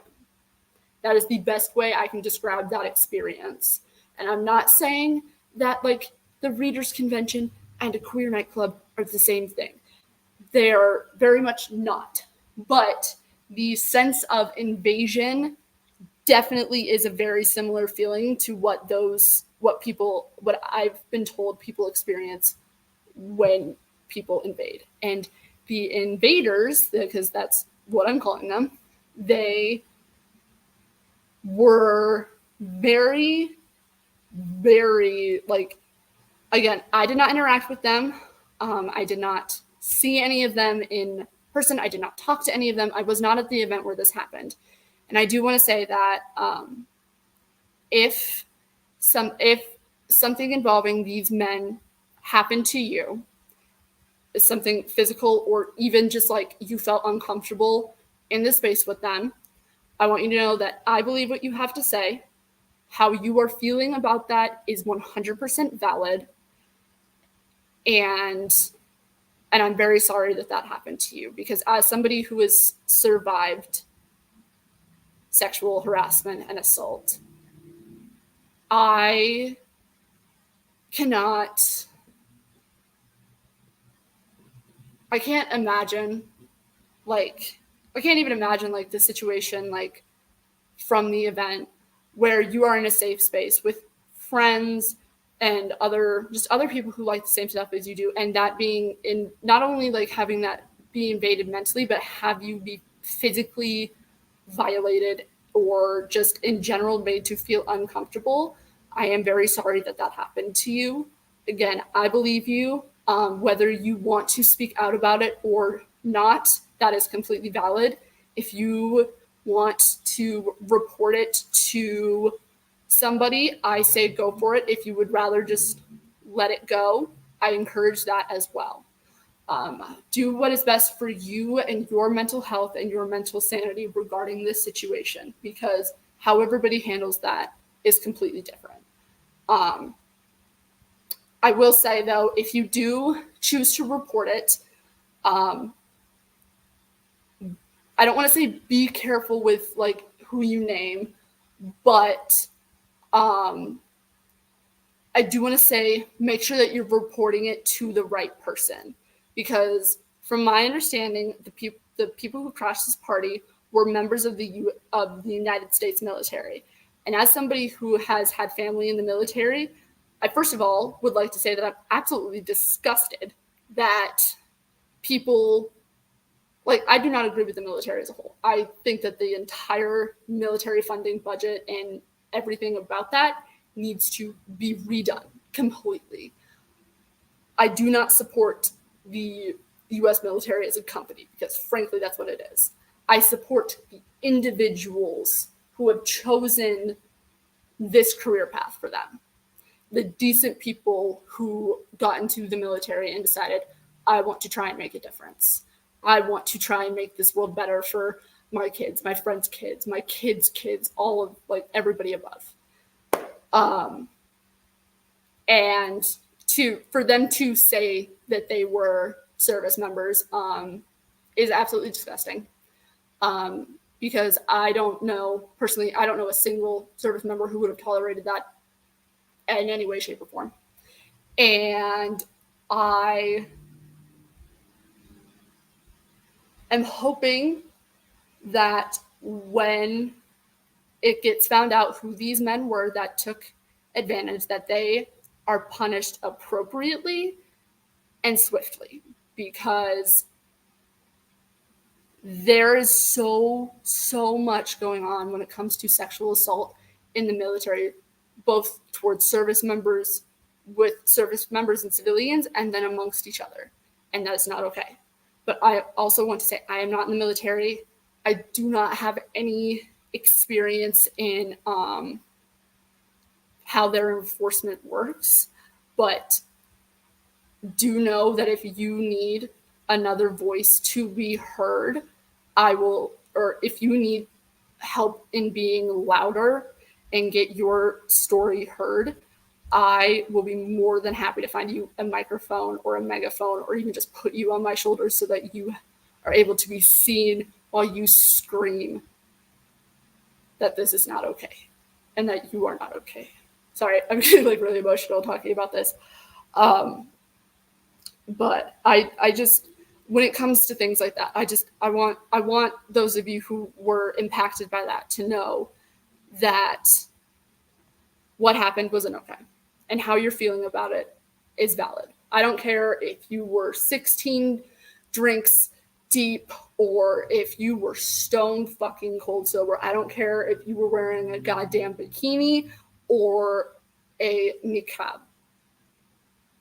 And that goes for everybody, but especially in this, that goes for everybody who's been assaulted. But especially at this event, I do want to say that your story and your feelings are valid. And I will never try to speak over you or to, I never want to make a survivor feel like they're not heard and believed, because I know what that feels like. And the fact that the organizers, Lisa Renee Jones specifically, is not taking this seriously and is not admitting to the fact that there was no security, that there was nobody checking IDs, there was nobody checking for badges, there was nobody checking names on lists in order to get us into the event. And I know that would have taken it longer for us to get into the event, but I would have rather waited in a long ass line and gone into a safe space than be able to have anybody go in willy-nilly, because God forbid something else terrible happened, because there was no security. And again, to all of the people that were affected by what these men did, I believe you. None of it was your fault. And I'm sorry that the organizers of the event are trying to make you feel like what you experienced isn't valid or wasn't as bad as what you said it was, because it was. It was as bad as you feel about it. It was what you feel about it, and how you feel about it is 100% valid. And I believe you. Anybody I know who was at that event will also believe what you said. So if you feel comfortable speaking out, speak out. If you would feel more comfortable not speaking out, don't speak out. I know there's a lot of people saying that these people who were assaulted need to come forward. You don't have to do jack shit, because I thought about coming forward legally when I had my experience. And through a lot of self-reflection and talking with my therapist, we determined that me going forward, like, and speaking out about it in a legal sense would not be good for me. That it would deteriorate my health and like my peace. And I know that is the same for some other people. So if you do not feel like you are in a place to speak up or speak out about this, that is okay. It is okay for you to not want to share your experience, especially on the internet. So I want to put that out there for those of you who are affected. And if the people who perpetrated that event or had anything to do with letting those people get in there and creating an unsafe environment, I just want you to know that I am disappointed. And frankly, I blame you for this happening. I do not blame the people that were assaulted in any way, shape, or form. I blame the people who allowed this to happen. I blame the event organizers for not having security of any kind. I blame, there is supposedly a rumor going around that somebody at the event vouched for them and said that they would be allowed in. I do not know if that is true. I do not know if it was an attendee or a volunteer or a staff member or what have you. I do not care. You created an environment where these men felt comfortable enough to harass and assault us. And by us, I mean like the attendees that were there, like to harass and assault other women. And I swear to God, if you allowed them in and go on to say, oh, you're a girl scout, you're fucking not. And I hope you know that with every fiber of my being, I hope that you seriously learn that your actions have consequences for this experience. Because I'm not, I don't play with that shit. Like, I know I started off this video being like, oh yeah, we're gonna talk shit about Raiders take Denver, like, let them eat cake, fuck that and everything. But there was some serious shit that went down, and I feel like that needs to be addressed in a serious, not joking manner. So I'm gonna table that for now because, again, I did not experience what happened, but I have been hearing about what happened with other people. And again, not okay with what happened. And if you want to share your story or maybe want to do it anonymously, I am more than happy to hear your story. If you want to DM me on Threads, on Instagram, or anything like that, if you want to talk to me privately and have me share your story for you with like complete anonymity, I am more than happy to do that for you, to help get your story out there so that people can see your truth and what happened. So my social media handles are going to be down in the description when this video officially goes up. But if you, for example, if you're in the WhatsApp chat, you'll have my WhatsApp. You're able to text me, and I'm more than happy to share your story if you do not feel comfortable using your voice to do so. So, moving on. I'm gonna double check the group chat first.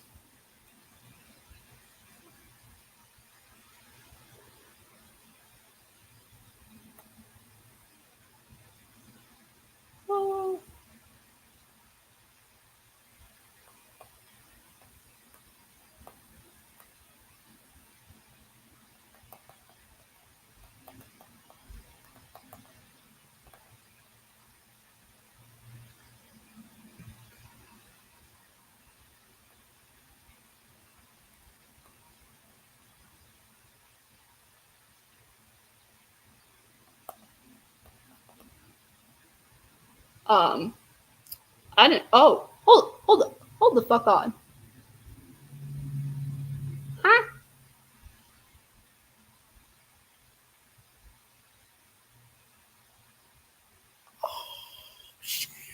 Okay. Update from the group chat. Apparently, we've hit the news. I do not know if it was state or national news. I unfortunately do not have cable or the ability to watch.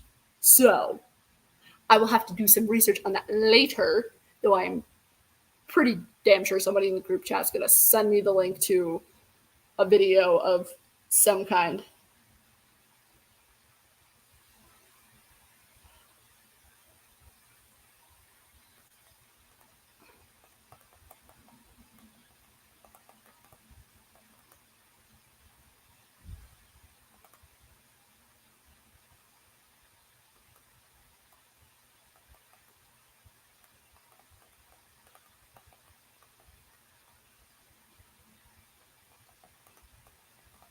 So, yes. Okay. If they sold the books and then those people try to sell them, that just isn't cool. It shouldn't be allowed. It shouldn't be allowed, and technically it is illegal. Unfortunately, I don't know how much law enforcement would actually give a fuck. But yeah, if you steal something and then sell it to somebody else and they buy it, just know that you committed a crime. And if they knew it was stolen when they purchased it, they also committed a crime. And even if they didn't know, I think they can still get in some legal action. Where'd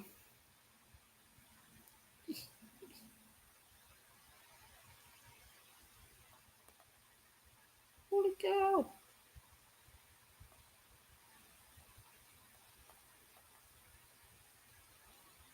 So, yeah. If you did steal books and are planning on selling them, I hope that your bookshelf gets infected with book lice.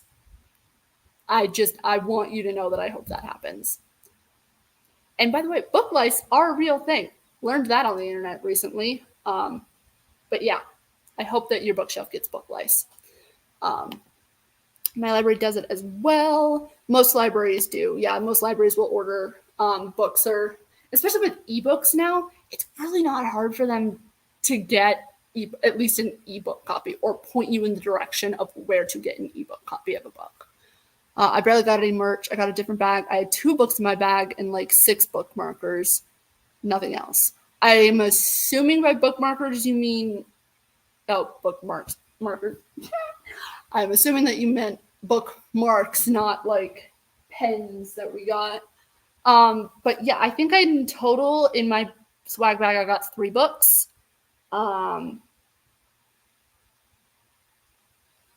And one of which is the 5th book in the series. So heck, we didn't even get the lanyard for our badges. I didn't get mine either. The only reason I got a lanyard was because I went up to the people before everything started the next day, and I was like, hey, I did not get a lanyard. I did not. And, instead of looking around, maybe being like, oh, let me check somewhere else, they took it out of one of the swag bags. So I am responsible that if somebody else did not get a lanyard, I'm responsible for the fact that they didn't get one. And by the way, I feel like shit about that because I'll show you the lanyards, actually. I'm going to take my name out of it because it has my last name. And I don't want to, dox myself on the internet. But, this was the lanyard. These were ribbons you could collect at various tables. This was one of the few things I actually enjoyed about this convention. This thing. I want more places to do this because I enjoyed collecting the ribbons. It was fun for me. It was like, got a bunch. That's not the point.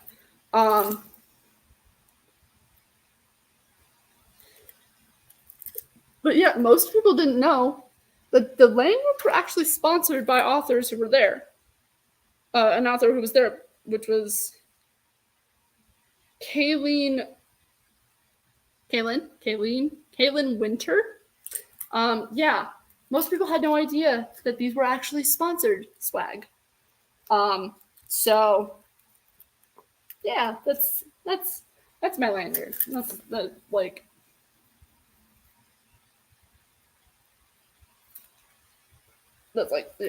of the few things I actually enjoyed about the convention was collecting the ribbons. I wonder if the merch was left over in a sense that it is limited and therefore everyone's was different. I wouldn't be surprised if that was the case, honestly. I genuinely think that a lot of the swag bags just that were not made specifically by authors and their teams were just afterthoughts. Anything officially done by Readers Take Denver in regards to swag, I think it was an afterthought because none of the money went to swag, none of the money went to security. So a lot of people are asking, where the fuck did the money go? Still no answers on that. Yes, Denver Channel 9 News. I will have to look that up later. So is this a yearly event? Yes, it is. And how many years have they been doing it? This was year 2. And apparently a lot of the problems from this year are the same as last year, but 10 times worse. Supposedly. I didn't go last year, and I personally don't know anybody who went last year, but supposedly it is a shit show.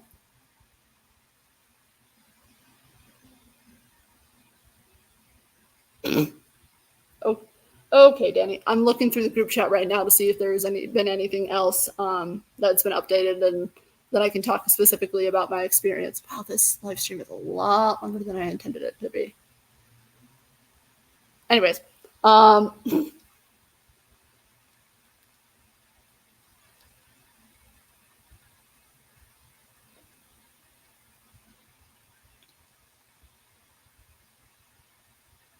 yeah, and I do just want to say that those of us who are expressing or trying to express our concerns, I should say, on the Facebook group for RTD,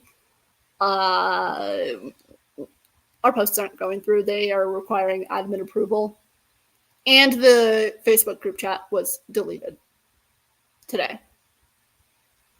So make of that information what you will.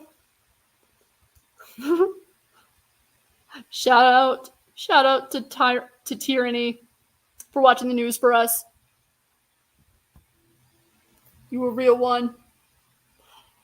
Tyranny, Melissa, thanks for watching the news for us. Are we on the news or will we be on the late news? It's supposed to be at 6 per Steve. I don't know who Steve is, but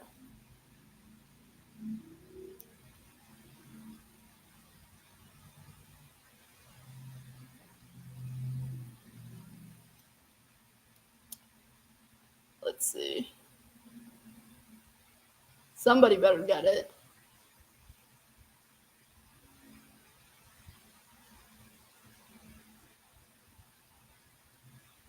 Do they care about our first world problems? To be determined. Who knows? Let's see. What channel? There is Steve. I don't know who Steve is. Steve is the reporter that interviewed people for the news report. Oh, go Steve. You are a good noodle, Steve. Thanks for listening to us. At least a little bit. I'm hoping that the reporting goes well. Because honestly, I have really low expectations for anything involving RTD now. And that's saying something because, yeah. So, I swear to God, if the news reporter starts trying to gaslight us that things weren't as bad, I'm gonna be pissed. If I get gaslit by another news reporter, I'm gonna be pissed. Actually, I can probably do like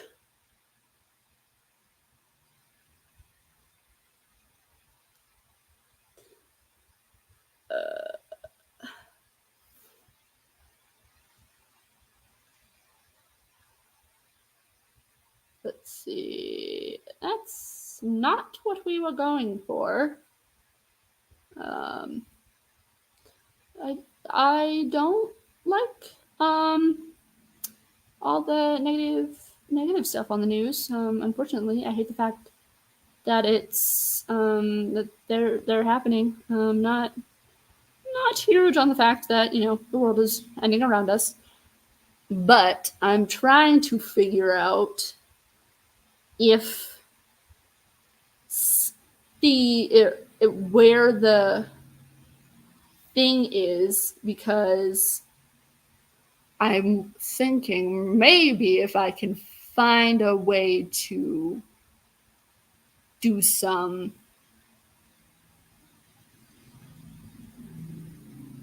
yes, they do talk about a lot of shit. Newscasters talk fast. All right, let's see. We're doing a commercial break right now. Your home can help you cover so many things.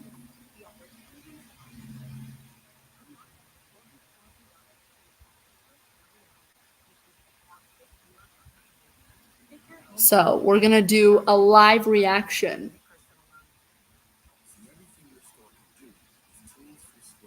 Oh my God. I don't care about the ads. I'm seeing if Steve is gonna report on the thing. I don't want to stream it on this because I am not about to get sued by a news organization. Because a lot of their shit is copyrighted. I can't copyright. This is my copy. Oh my God. And that's me and my custom. I literally could care less. I could care less. I could not care less. Literally, the only reason that I am willingly watching the news at this moment in time is because I want to see if the news is talking about Raiders take Denver. That's all I care about. Yes, I know I should care about other things going on in the world, and I do, but right now, my main focus is my first world problem. Oh my god, the ads are never gonna fucking end. We're all gonna die. I'm gonna die before these ads are over. Maybe do they have a YouTube channel I can stalk? I can't. I can't. I am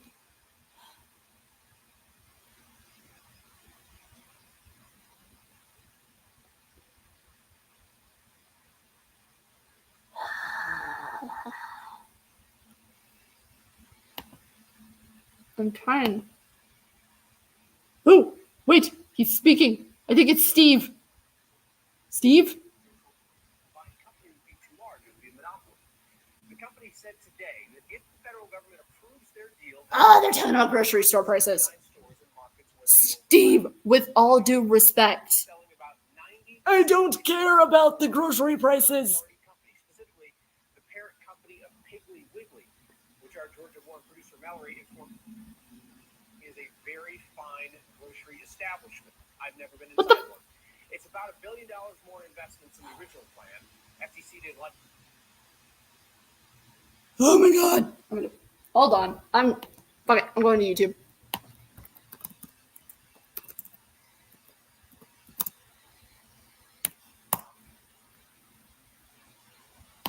Are y'all live? Y'all aren't live right now. That's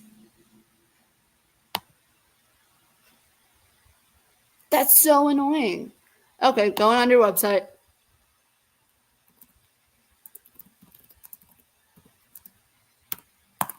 Because I am not missing this shit. Steve.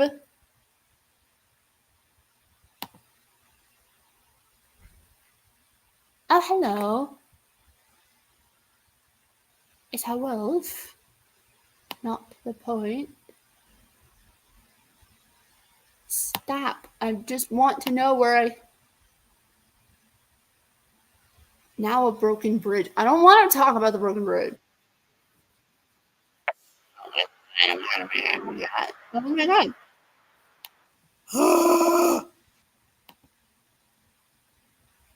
I'm looking for it on YouTube too. Mystical. I let's see. Did he? Oops.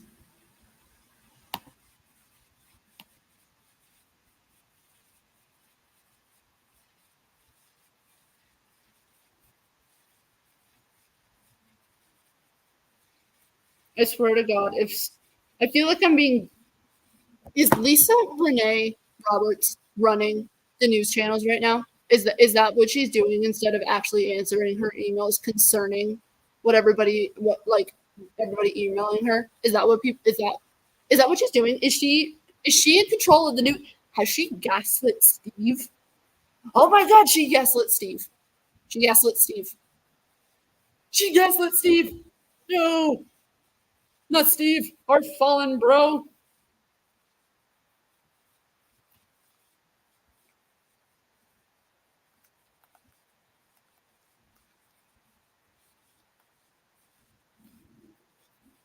So I don't know if I'm allowed to screen share this.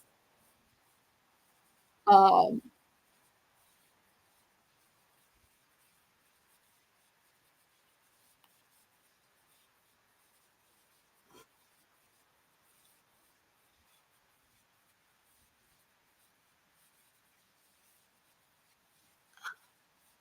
I I can't.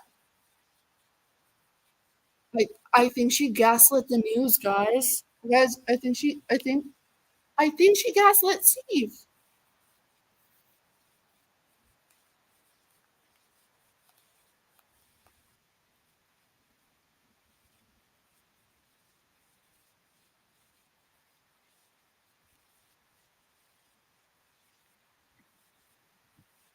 Well, now they're talking about freaking Earth Day.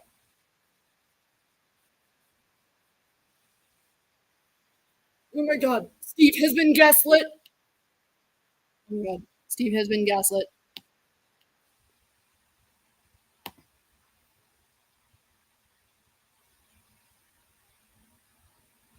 Bye.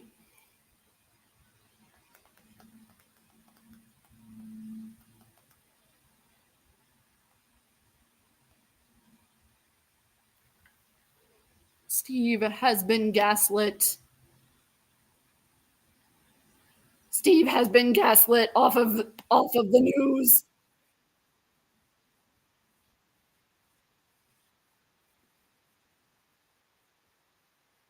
That motherfucker. Steve has been gaslit.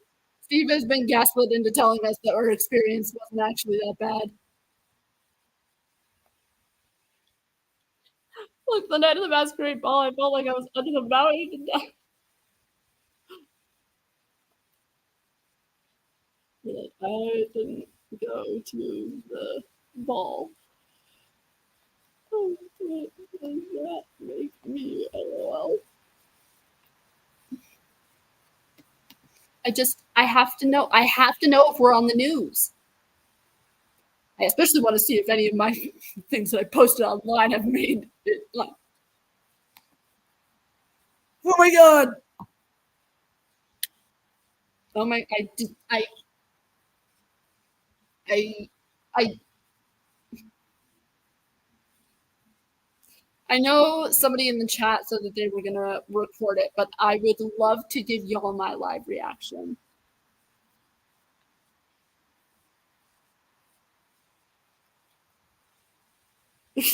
Someone just called me a member of the.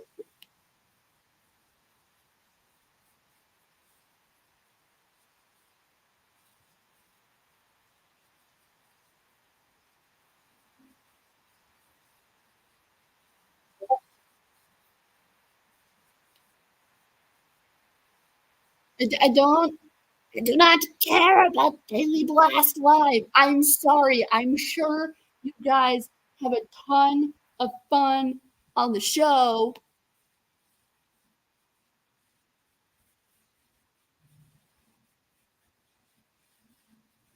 Oh my god. You know what, preschoolers? I am I'm gonna mute the part with preschoolers, especially because I know that there are creeps on the internet, and I'm actually very glad that I'm not streaming this right now because again, people are creepy. Um, but yeah, I'm gonna just mm-hmm. There were choices made.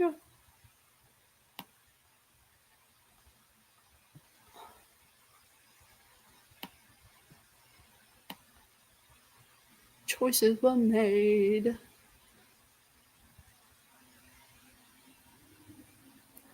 I will definitely be doing that probably after this stream, and I'll go through some of the posts that I've seen on social media and some of the stuff that I've posted.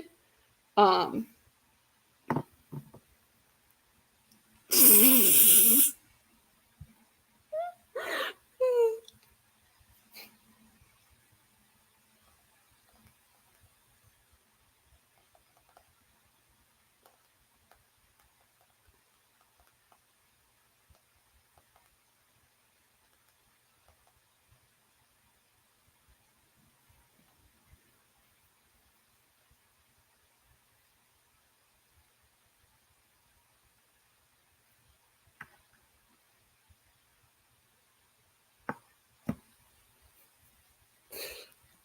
oh my god, where is Steve? Steve, I must know.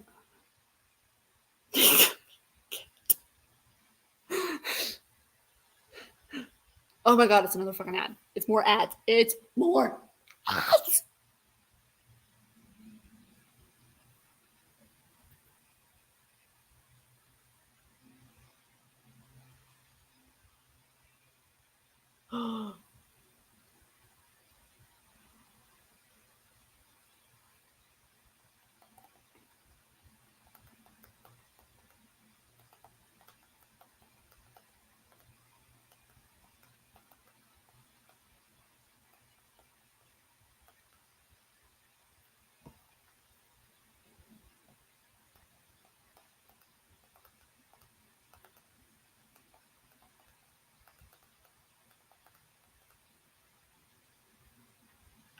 also search for Reader's Digest 2024 complaints.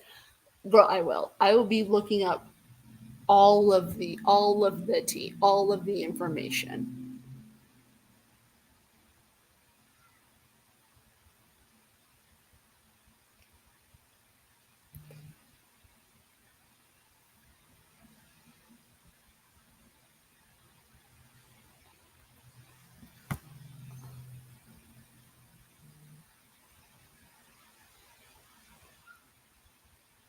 Okay. I don't. Okay. I'm gonna. So people have been sending screenshots of shit in the chat, and I am going. That's not what I meant to do. Whoopsie daisy. I have all kinds of pictures from the beginning of when this chat was taken. So I will be sharing some of those.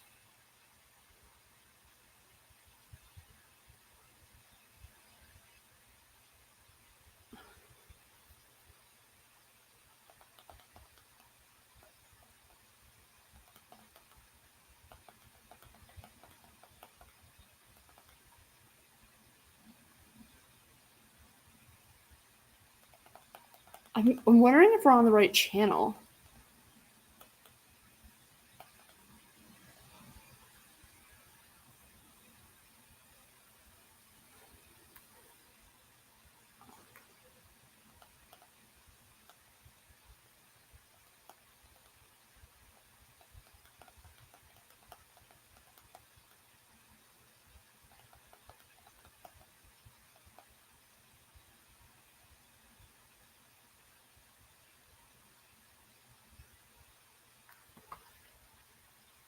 I haven't been this let down by a Steve since the original Steve left Blues Clues.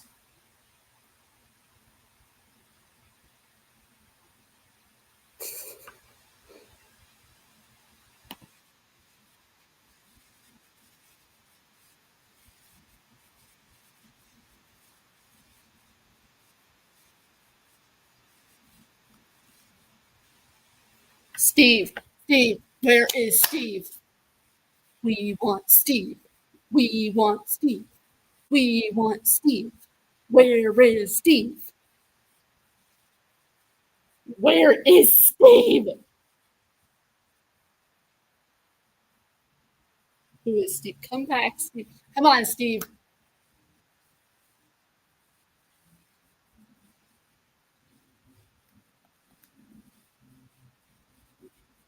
RTD was mentioned, but he was talking about the transportation system.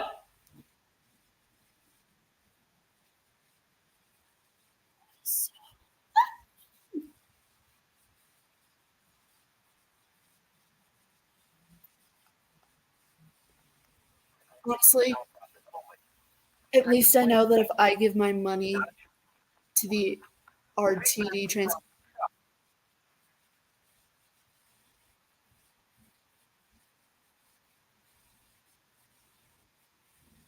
Oh my god, I don't know what a Piggly Wiggly is.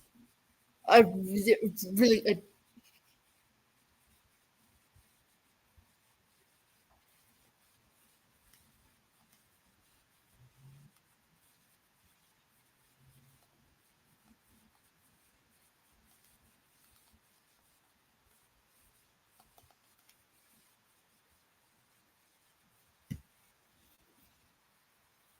Kyle, Kyle, I appreciate that you're doing a special on the Piggly Wiggly.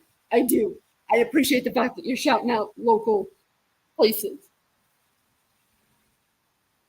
Oh my god, more ads. Oh my god, more ads.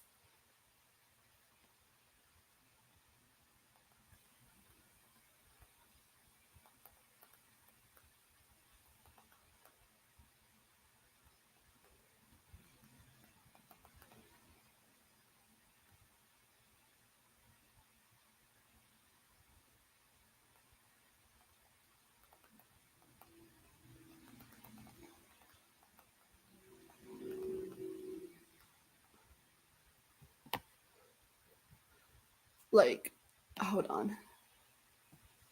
I'm full screening this shit again. I don't know how many people are here. Um,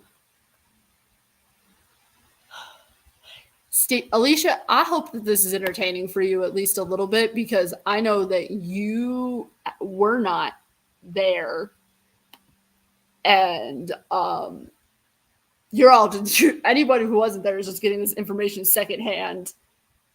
But I hope I'm at least a little bit entertaining.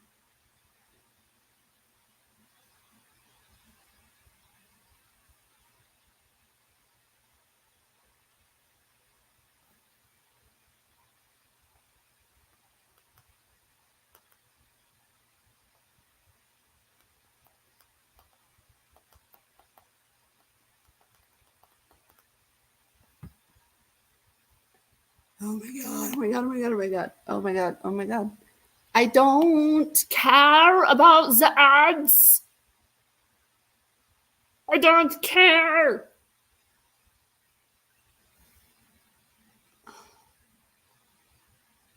I keep bringing up my YouTube in the group chat, and I feel like I'm being really annoying and trying to. I don't want people to feel like I'm manipulating them into subscribing, which I'm not, because I don't ever upload, and when I do upload, it's shit like this. So,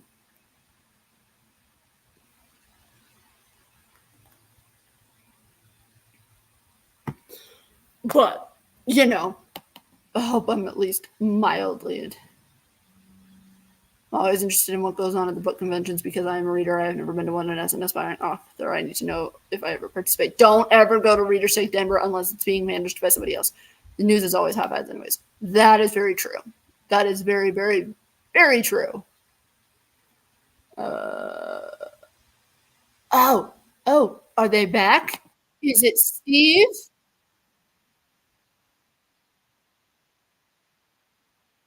They're taking a break.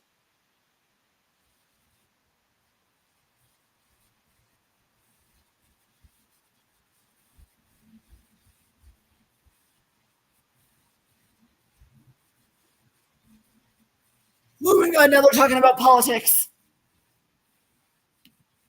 I don't know if the other guy is Steve or not, but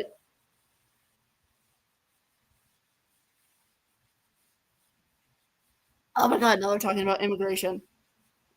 I mm,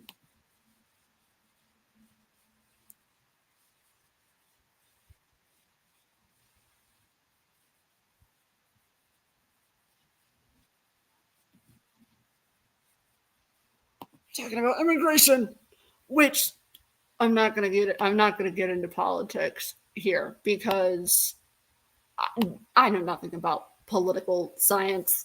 I know nothing about immigration law. What I do know is that I at this current moment in time don't care about the worldly state of affairs. And I know that is a very privileged, white, cis, able bodied, hetero presenting person to say, except I'm not able bodied, I'm able bodied presenting. Anyway, that they just like, I understand that this is very much a first world problem. I really do understand that this is a first world problem. But let me have my first world problem, please. Because I have too many other problems. And this one is at least mildly entertaining, and I can at least squeeze some content out of this. And the content is for myself because I literally do not make these videos for anybody but myself. Someone says they're geniuses. They figured out we're watching, so they bury it for ratings. It's probably a mix of that and the average human being of Denver, Colorado does not care about. Oh, Tracy Wolf said added something to their story. Tracy, are you going to talk about what happened?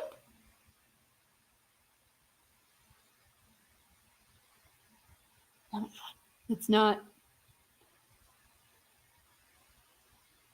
Oh, okay. And then other shit was shared. Um, like I'm gonna be I'm gonna be like, I'm on the lookout for shit. I am on the lookout.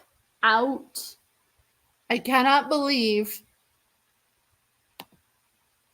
I just, I want to know.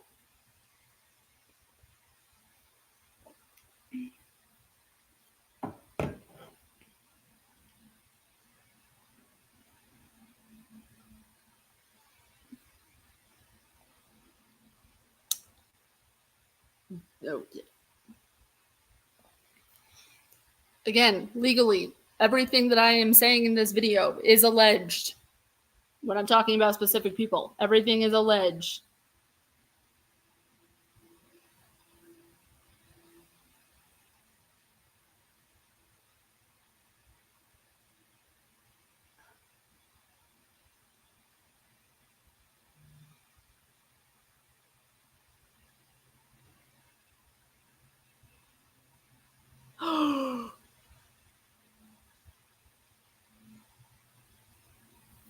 There has been updates in the regular chat.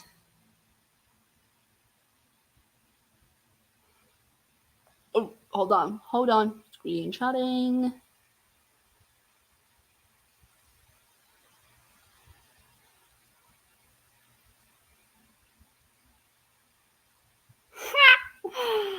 Okay. Okay, Elizabeth.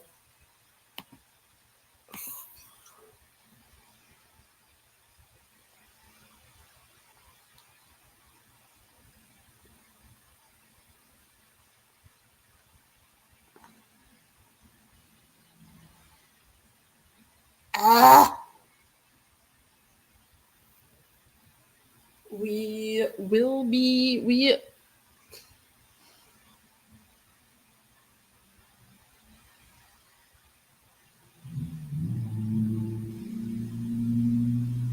Oh my god. The chat has fucking blown up. It's insane.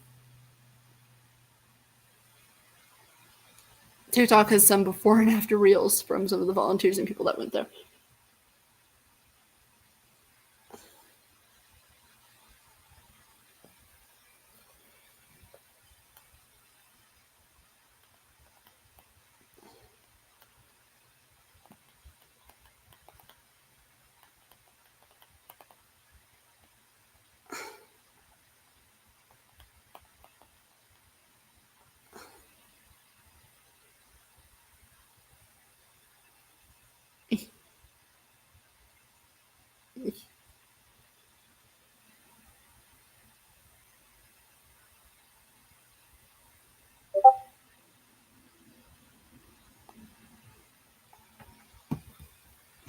Waiting. Oh my god, they're talking to Lowen Boobert. Oh my god, I can't. I will say that I am very, very, very surprised that she can actually string a sentence together. Honestly, actually, I hate to say it. I hate to say it. This is going to be controversial, but I truly believe that that politicians probably could have made RTD a better event than the people who actually organized it. Because at least when they were lying, because at least when the government's lying to us, we know that they're lying to us. And we can take their shit with a grain of salt.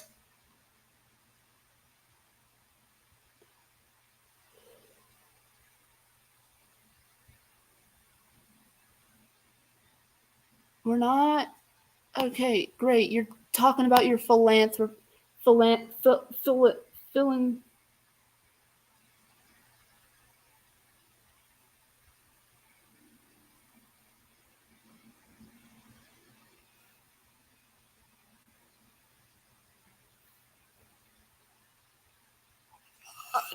there's just so fucking much.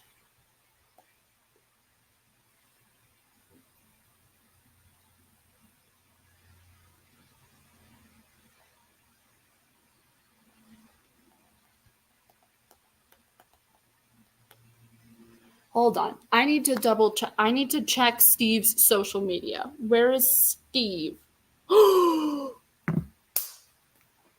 I do want to give a shout out to Krista Sandor. She is the author that sent me the ticket, and she is pulling out of 2025. Yes! I love her. Okay, just.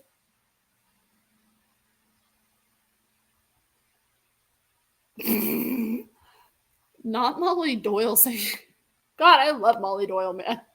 I only read one of her books, but like, actually iconic. Let's see. Does anybody? I need to know what Steve's.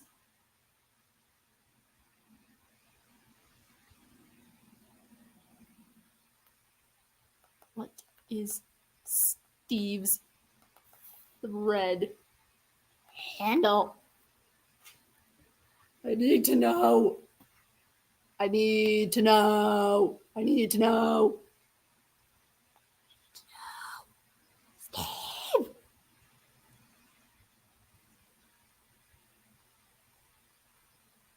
Steve!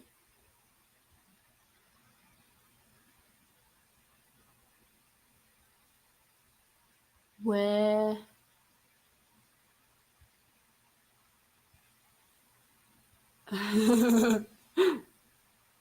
Where is Steve? When is Steve going?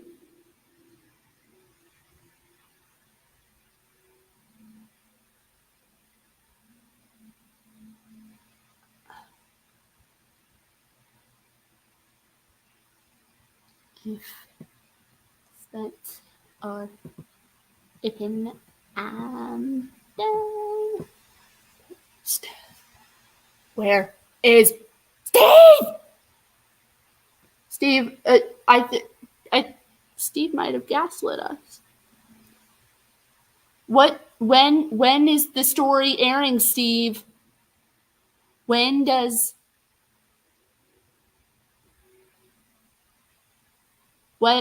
the story supposed to air, Steve? Steve. Steve. Steve! Where is Steve?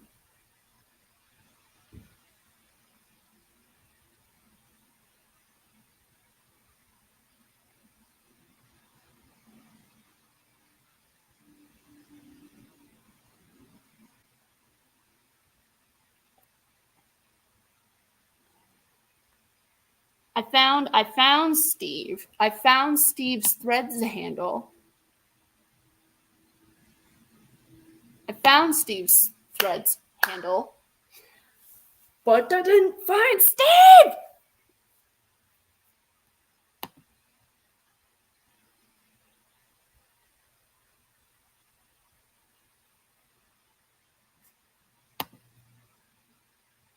Okay, so it's supposed to be on this segment because looking at Steve's Threads post, he says, "Hi everyone, I'm a reporter in Denver working tonight for @Next with Kyle Clark.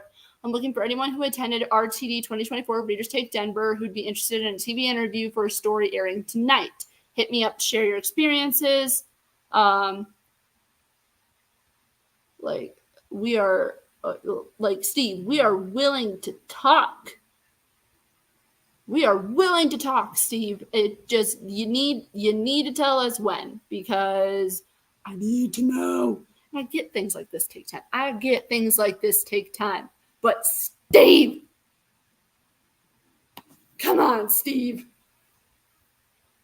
Good. Has Lisa taken Steve hostage?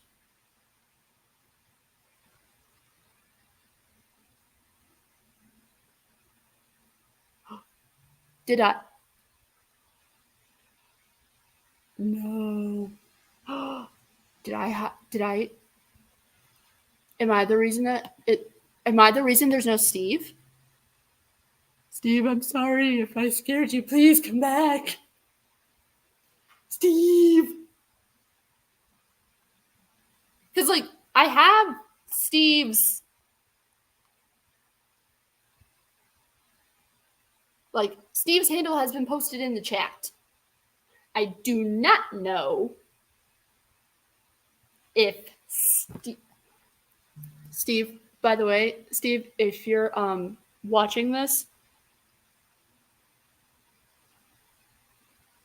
Steve, come on, Steve, buddy, please.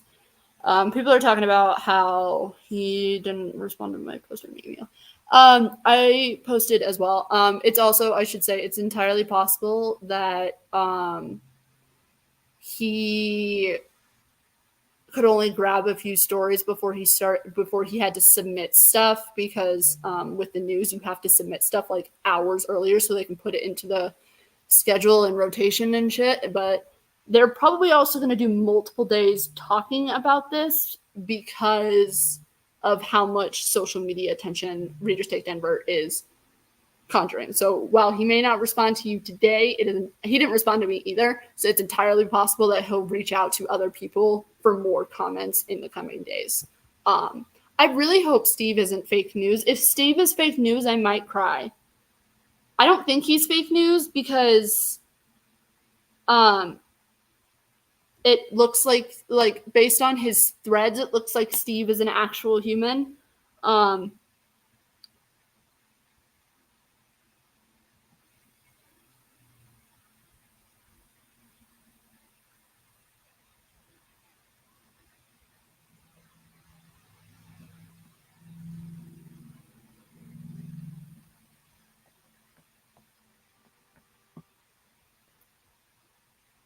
Apparently people outside are also upset about the lack of Steve, because I'm hearing car horns. Steve who? Steve is a local reporter, and he reached out to people on threads and was like, hey, if you went to Readers Take Denver, send me your stories. I want to talk about it. So he's the local news guy. Well, one of the local news people. I just need to know if it was and yeah, you're also right. They could also maybe be overrun with all the submissions and reading through everything. That is entirely possible as well. But yeah, my live feed of 9 News through the website seems to be a replay of the last half hour. That it is entirely possible that is the case. I'm not 100% sure, but I don't know what's happening. I don't know if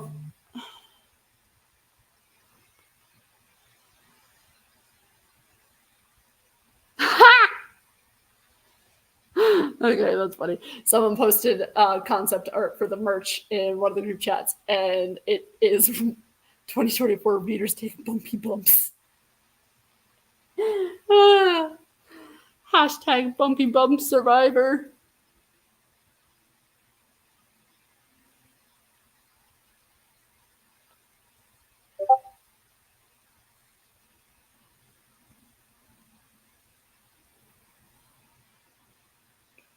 Hashtag Bumpy Bumps.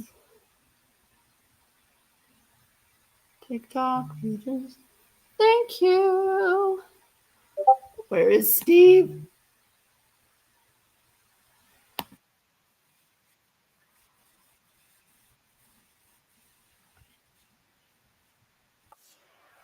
Oh my god, it literally is a replay of the last half hour. Holy shit.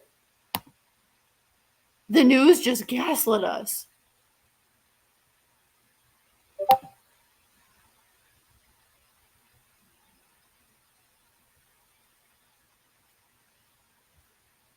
What I want. I. Ah.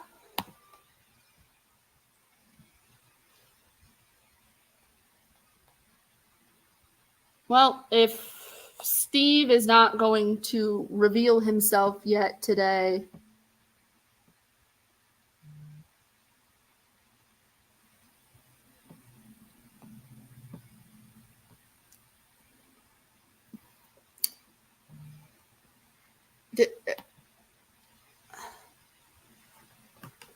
TikToks on RTD. Yes. So while we wait for confirmation about Steve, where are Steve? Where, like,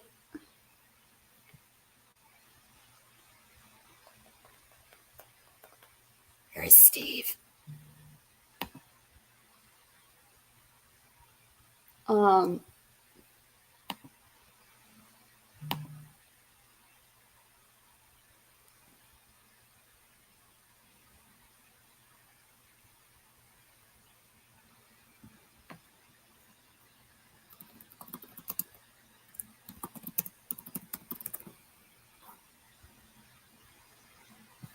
nope, nothing on their website yet.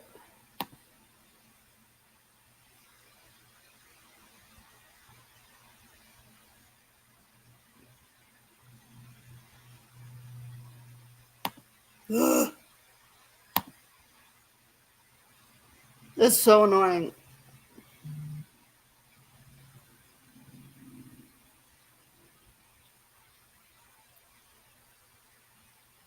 Steve, I hope that you have a damn good explanation for this shit. I really hope that you have a damn good explanation as to why you are not on my computer screen right now talking about this shit. Steve.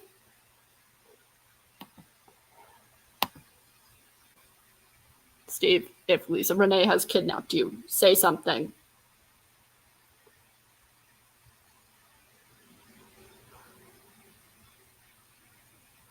So,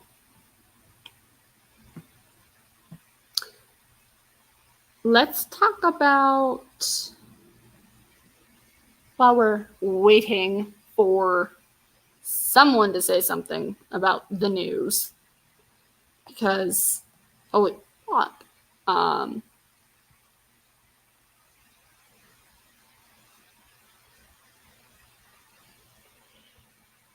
I don't know when we're gonna see Steve.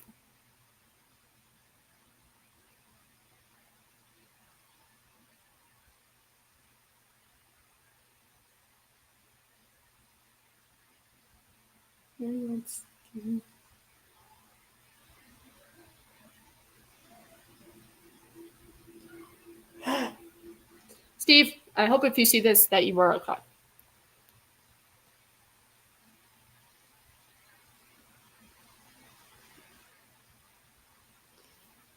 Oh, so much Steve. So much Steve. No, not enough Steve. That's the problem. The problem is there is not enough Steve. There's not enough Steve. Not enough Steve.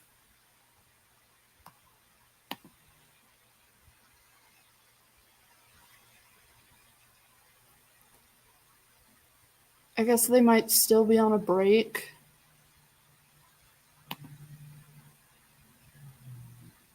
Okay, yeah, they're on a break, which is okay, fine, whatever. In that instance, we will go over screenshots of shit. Also, I have absolutely no idea how long this live stream is going to be. It'll probably end when I run out of shit to say. Jesus Christ! Ugh. Nope. It was not Steve. It was not Steve. I mean, Steve, if you are in danger when you are on tonight, blink twice and wear a red tie. If you are in danger, wear a red tie and blink twice. and work the word banana into the conversation, because we will know that Lisa Renee has taken you hostage. But while we're waiting for this, it's literally, they're just replaying the same shit over and over again. So we're gonna go through the screenshots and pictures that people have sent into the group chat. As regarding the event, there is some stuff that will not be shared, obviously, because like personal experiences. But when it comes to what event organizers said, when it comes to what authors have stated that they are not coming back for 2025, bunch of other stuff like that. We're gonna kind of break that down. So one author who is not going next year will be Krista Sandor, and y'all know how much I love Krista Sandor. I literally just talked about how she got me a ticket to this event. She pulled out for 2025, and I love that for her because she was so sweet to meet in person, and I loved meeting her. She was so fucking nice. Molly Doyle will not be attending. She said, and I quote, "Me, I will not be attending. I'd rather shit in my hands and clap," which I fucking love this woman. I have maybe read one of her books, but as a human being, I have a crush on her now. Like, let's see. Twisted Fiction is no longer attending as a vendor.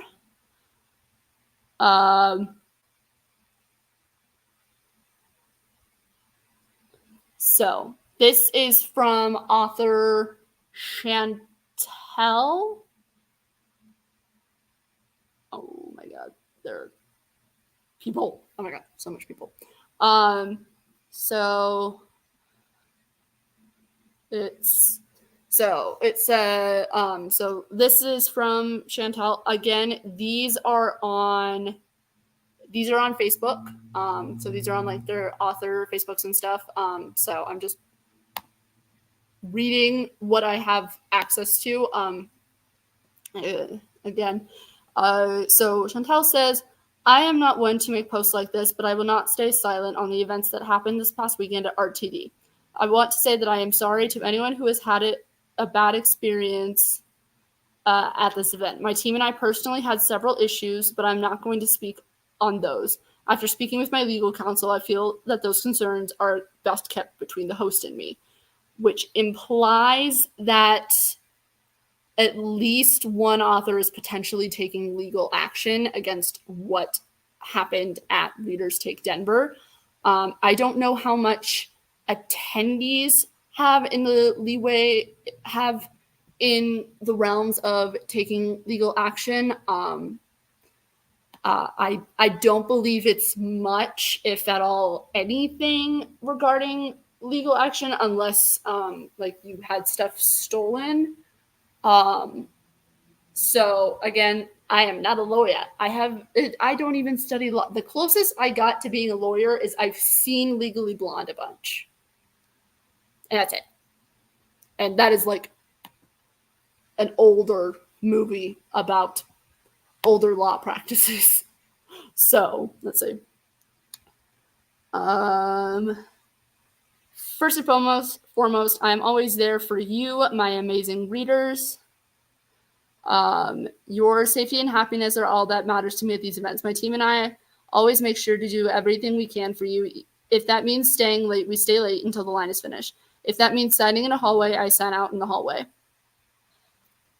The things that I have heard from this past weekend break my heart. And I had readers come up to me crying, and readers stopped me in the hall to tell me they weren't able to even enter the room to see me, despite the fact that they had a ticket.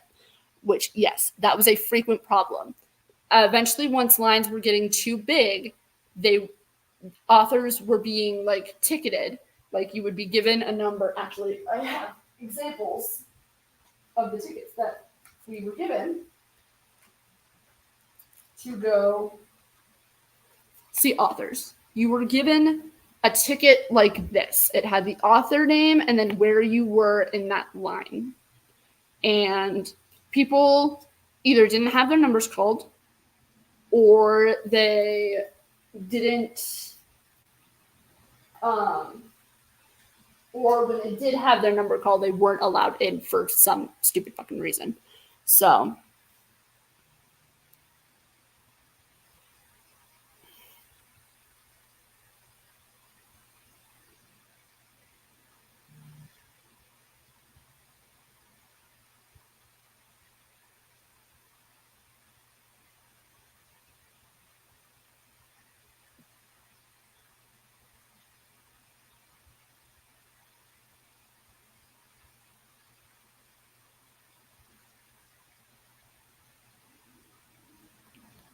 the resident lawyer of the chat just chimed in, and people were like, "Can you cover yourself by saying allegedly or something?" And she goes, "I say in my opinion or based on what I saw if you need to." Allegedly is my favorite word, however.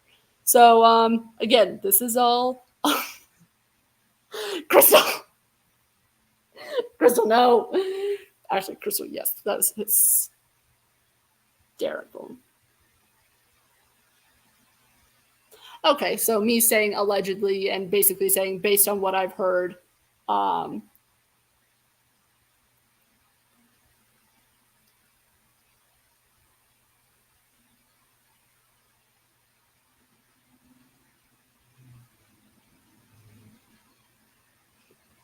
um, Crystal says allegedly there were bumpy bumps. That doesn't even make sense. But again, a lot of this is alleged. I'm going to state that again right now. This is all alleged unless I have proof or I say it happened to me or I saw it happen. Okay? I cannot confirm that everything that is being said about this event is true. I can only confirm what I saw and experienced. I do feel like I need to put that, not feel like I need to, I have to put that out there because I am not here to spread misinformation. I am not here to necessarily bully people who don't deserve it. So, again, unless I have proof or there is public proof or I have confirmation to share the proof that was shared in said group chat, everything is alleged. Everything is alleged. Allegedly, potentially. Maybe. It's just a whole bunch of maybe. Just throwing that out there. All of it is allegedly. Allegedly.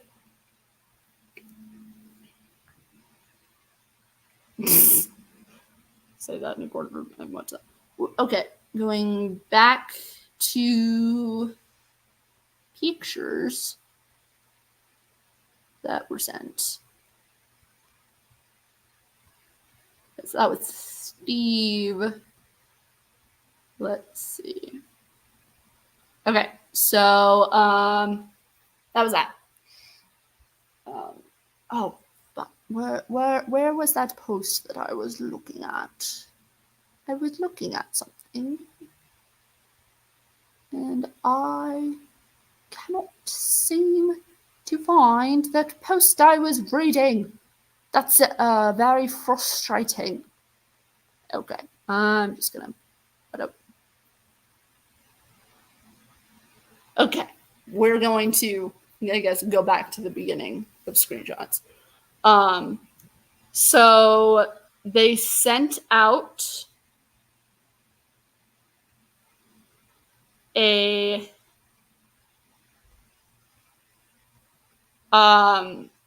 their feedback survey also. So if you did get the feedback survey and you have not sent it out yet,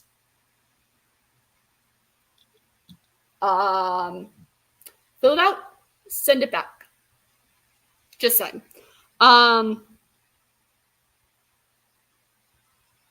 So this is exactly what the email said regarding that.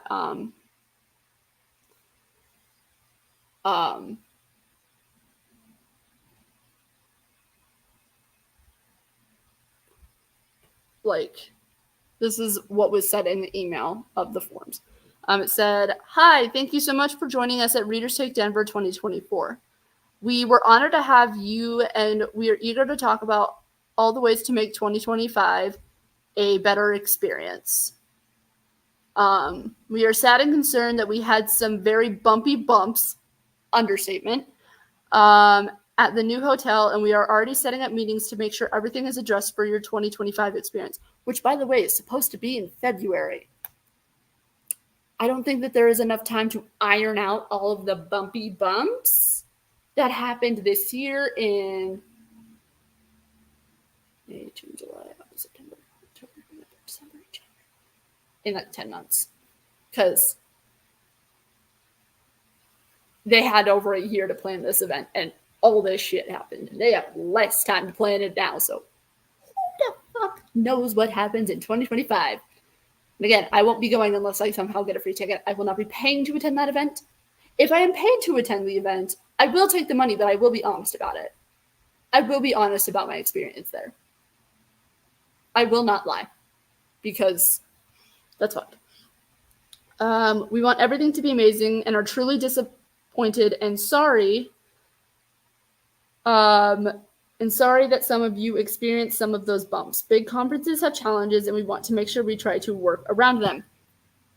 Big conference challenges are things like maybe not having enough seats, maybe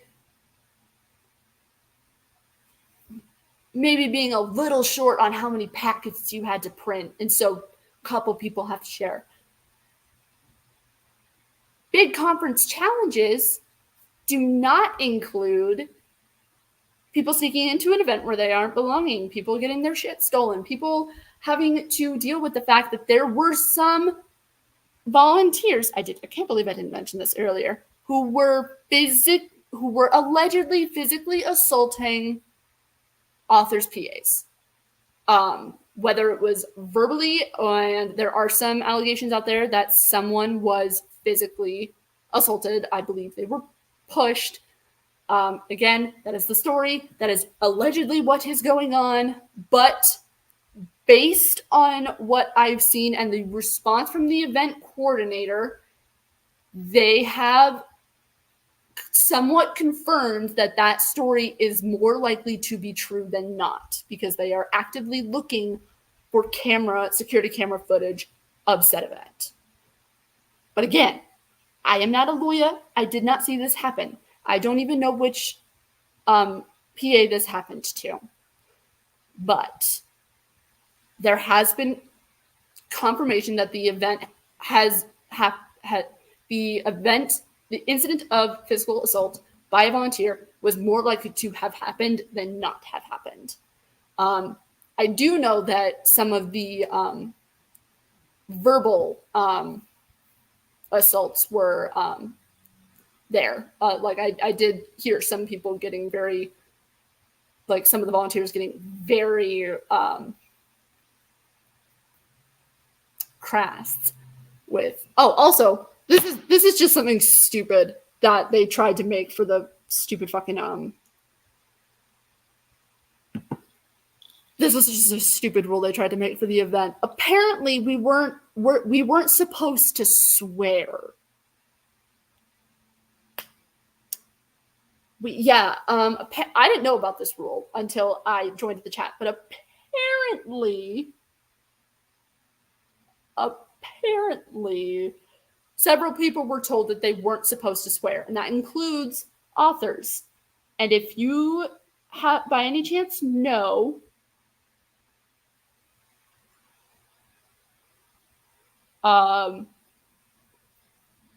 anything about, especially the fact that this was a focus on romance and smut convention, people literally had tiny peens out. I am not judging, by the way. I have a tiny peen lollipop. Haven't tried it yet, but I haven't got it from an author table. I thought it was hysterical. But apparently, we are not allowed to say the word fuck at the event. And I don't know why, because I don't get it. Why, I get them being like, hey, don't swear at people. Be like a respectful human in the sense of don't call people a bitch, to their face. But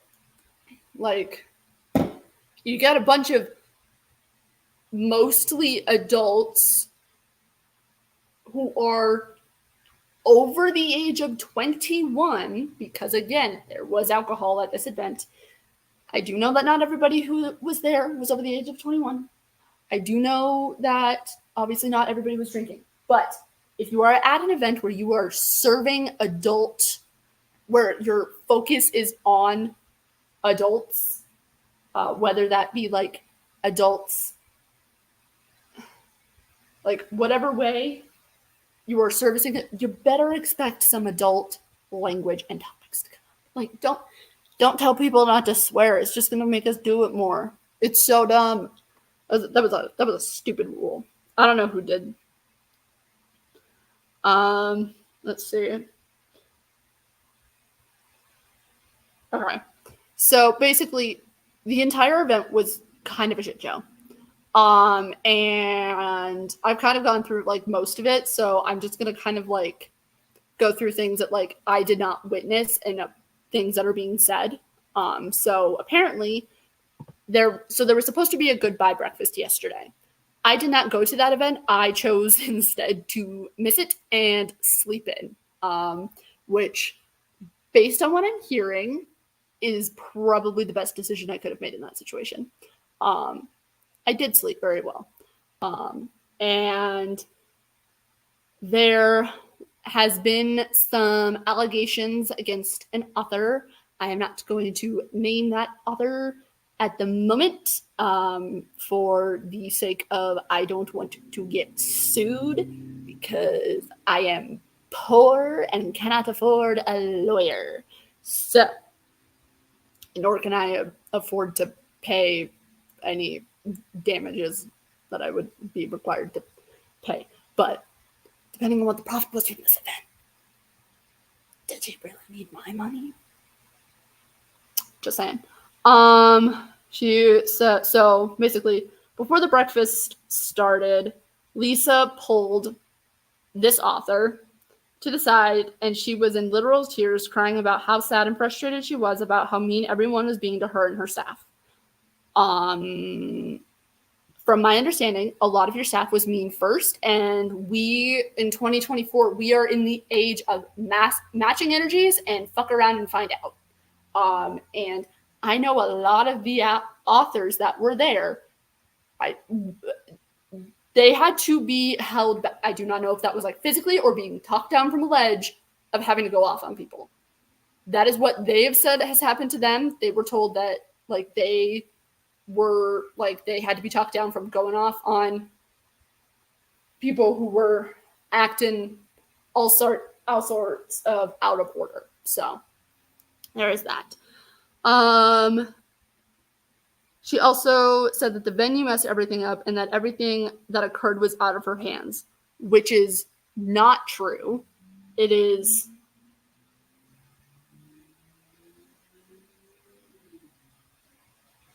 a lot, like, yeah, there were some things that happened that were probably out of Lisa's control. Like, so I can't think of anything off the top of my head. But it is her responsibility as the coordinator of this event, where if something does not meet your expectations, you go to your point of contact for the hotel. Like, for example, we use the waters as an example. Like, she said that there were going to be water stations, and there were no water stations except for maybe one or two. I heard rumors that there were maybe one or two. But like in that situation, you can't necessarily control the fact that maybe the hotel didn't put enough out. But what you can control is going up to them and saying, hey, I asked for water stations. There are no water stations. How do we fix this so that people aren't paying $8 for a bottle of fucking Aquafina? Like,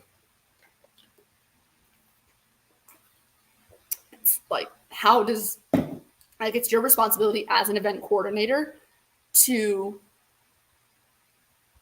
oh, okay. According to Kelly, I'm hoping I say that right, there were water stations. There were too many people to see them. Like, yeah, I would believe that. Again, so let's see.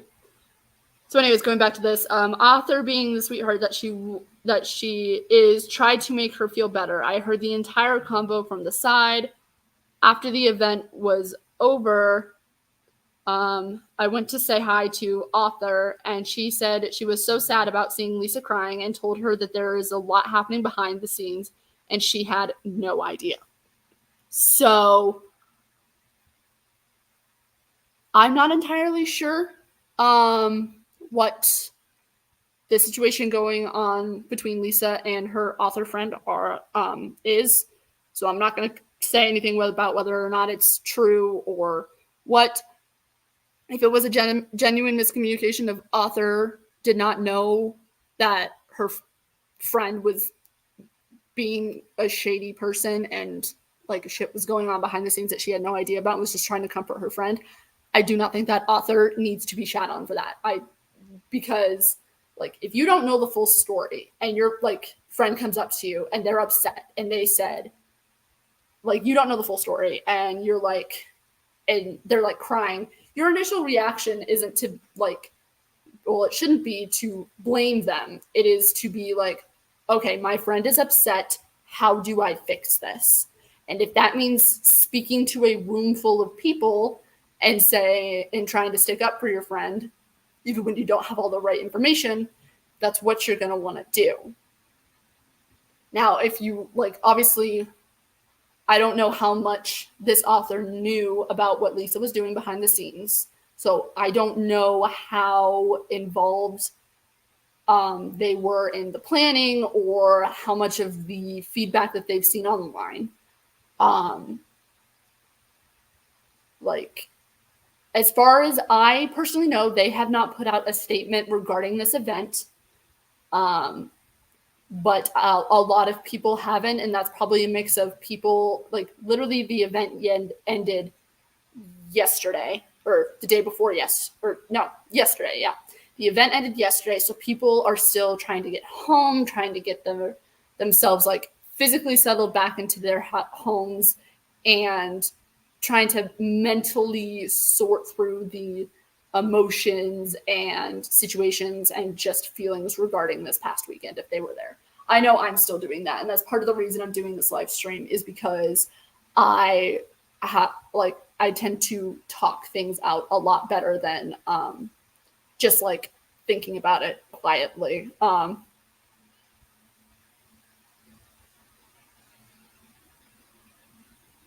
I thought I was gonna sneeze. Fuck! I hate it when that happens. When you're about to sneeze and then fucking don't. It drives me crazy. Makes me want to throw things. But one thing that I will confirm and complain about is I know I talked about it earlier, but why was there so much fucking cake? Like I know Megan Quinn was doing a birthday party thing. If her event had cake, that would have made sense. And even the welcome party having like cupcakes themed around the different authors who were like sponsoring the welcome event. That makes sense to me too, because like it's like a way to get readers to introduced to the people that are running the event and the authors that are going to be there and have some food to talk about with it. Like those two instances, I can understand why there would be cake or cupcakes, but the rest, why was there cake in the middle of the Rising Stars event? Why was there cake in the middle of the Speakeasy Casino event? I don't know if there was cake at the masquerade, but I have a sneaking suspicion that there was in fact cake at the masquerade. Or if there was food, it would have been cake, because 99% of what the free food was cake. It was cake. So much cake, dude. I can't. I don't think I'll be able to look at a piece of cake for a very long time without getting like nauseous and sad. Like, which sucks because some of the cakes, I had one cupcake at that welcome party that was so fucking good, but now it's been ruined by how much cake I ate over the weekend or how much cake was just like put in my presence. Like, I did not eat all of the cakes that I wanted to. I thought about it, but then I was like, I am going to have a massive stomach ache if I eat all of the cake, and that is the only thing that I eat throughout today. So shout out also to Danny. I don't know if she's in here. Shout out to Danny for giving me the second half of her pizza on that first day that we met. Without you, I probably would be in a cake coma right now. I just know that I appreciate you. Let's see, scrolling through.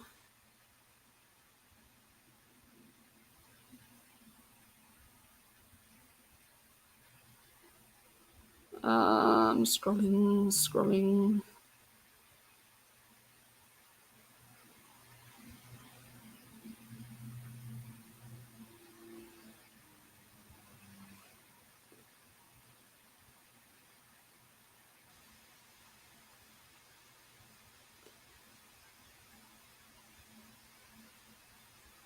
Okay, so this is somebody's response to the feedback form that they were given. This is Kelly's. And she said, here's my feedback form I submitted yesterday in the forum. Share if you like, Morgan. So Kelly says, this isn't a big convention problem. This is your convention problem. I've been to multiple conventions 10 times larger than yours for a national organization, and never was someone treated as poorly as you treated us. They also costed less and gave us food and drinks at the welcome reception that they had us attend. Since February, when you announced the limits on RY, Rebecca Yaros, again, yes, Rebecca Yaros was there. I was not in line for any of the Rebecca Yaros stuff, but I do know that specifically that was a shit show, and some of that blame of the event going wrong, Lisa was trying to place on Rebecca Yaros' team. But they all had receipts and are basically just like, do you really want to go there? And from what I understand from people who interacted with Rebecca Yaros and her team, they say that they were amazing, that they that they did the best they could to help everybody. And I think I may have interacted with someone on her team once or twice. And she was just like super polite. And she was like, "Hey, are you in line? I'm trying to get a final number." I was like, "Nope, I'm just taking a second to sit down. Don't worry about me. You guys are good. Just tell me if I got to move, all that other stuff." So she was very, very nice. I don't remember which one it was, but if it was you that I talked to and you were on Rebecca Yaros' team, you were great. And I have heard nothing but lovely things about you guys from the other attendants. So, all right. Since February, when you announced the limits on Rebecca Yaros, the day after you could get a refund for your ticket was the start of the despicable treatment of your customers.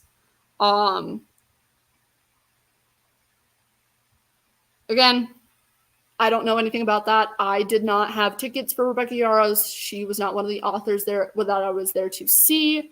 I haven't read Fourth Wing. Don't come for me, people. I know that it's good. I have heard everybody yelling at me that it's good and that I need to read it. I have heard you. I promise I will read it eventually. I didn't read it before the convention. So I wasn't going to take somebody else's spot who deserved to have that spot. People who were like already established fans of hers. I'm not going to take that away from somebody else, especially with how the event was. I know that if I had taken someone's spot and I was one of the people that had got in when there were other people who didn't get in, I probably wouldn't be able to show my face on the internet ever again, because that just feels so guilty. But from my understanding, her team handled everything amazingly, and they did the best they could with their shit situation that they were given. So, let's see. But yes, supposedly the limits were announced the day after you were allowed to get refunds for your tickets. So I don't know if that was intentional. It seems intentional, but also I don't know if it was purposefully done intentionally to screw people over. Because yeah. Anyways, um, was the start of the despicable treatment of your customers, ending with asking attendees why they didn't have a QR code at registration. Yes. So when you had a ticket, you got a confirmation email, or you were supposed to get a confirmation email with a QR code that they would scan and be like, yes, you are supposed to be at this event. Apparently, a lot of people who had like the receipts that they paid, that they had proof that they had purchased tickets, they didn't have a QR code for whatever reason. Basically, they were blamed for not having a QR code when it really isn't their responsibility to have one if you don't give it to them. So let's see.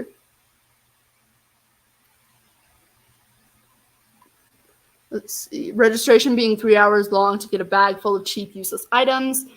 That is true. A lot of the swag that was given to us from the Readers Take 10 for staff was basically just, there were a few things that I enjoyed, and I say that loosely because I appreciate the fact that I have a new backpack, and I always need new cups and stuff for my apartment because as you can see, I don't have a lot of stuff in my apartment. This is my living area. I have no couch. I don't have a couch.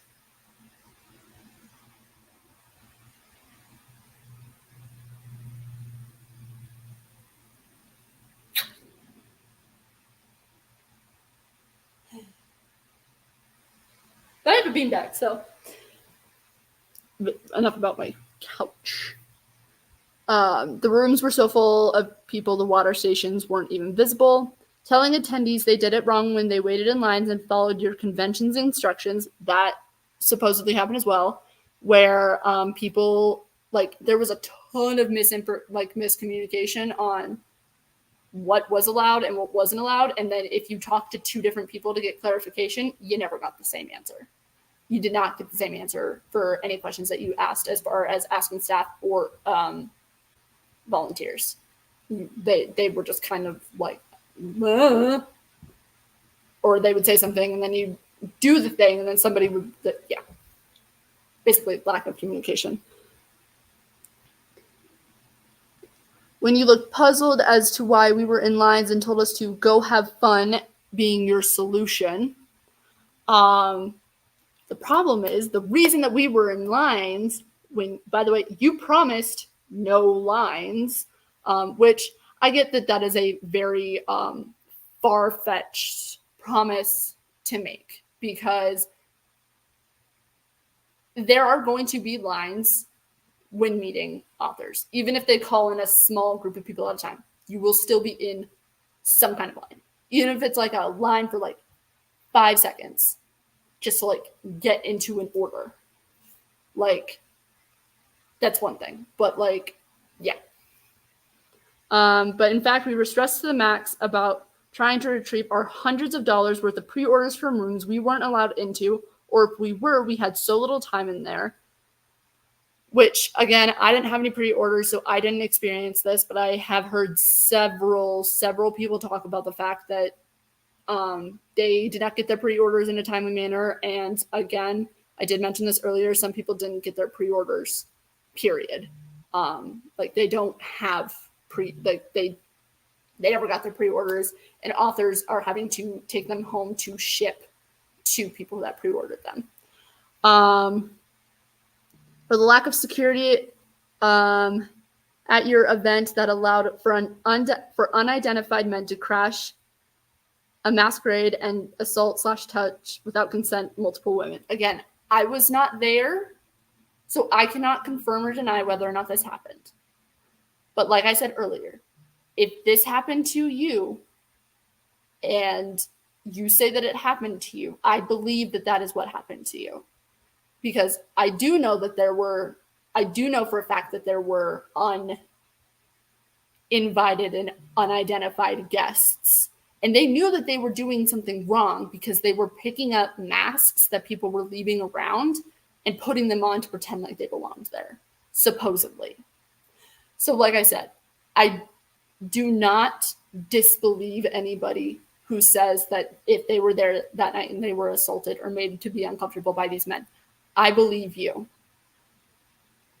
I just, for legal reasons, I have to say allegedly, because again, none of this has been confirmed as fact. But again, I am not saying that to invalidate your experience. I'm not saying that to say that if you experienced something that horrendous that you are wrong or that it didn't happen. That's not me. Yeah, like I said earlier, your experience is valid. Personally, I am more inclined to believe that this is what happened than not. I am inclined to believe that because these men were allowed into a space where they were not supposed to be and it created an unsafe environment, I do believe that there were people that were assaulted. Again, I cannot confirm with 100% certainty of fact that I saw it happen, but I do believe people when they say they did see it happen or that it did happen to them, because I would rather believe somebody and be wrong than not believe somebody.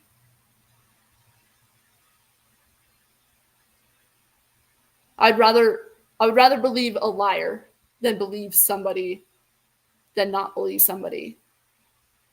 Like, on the off chance that somebody made something up, I would rather believe what people say about situations like this instead of trying to play devil's advocate.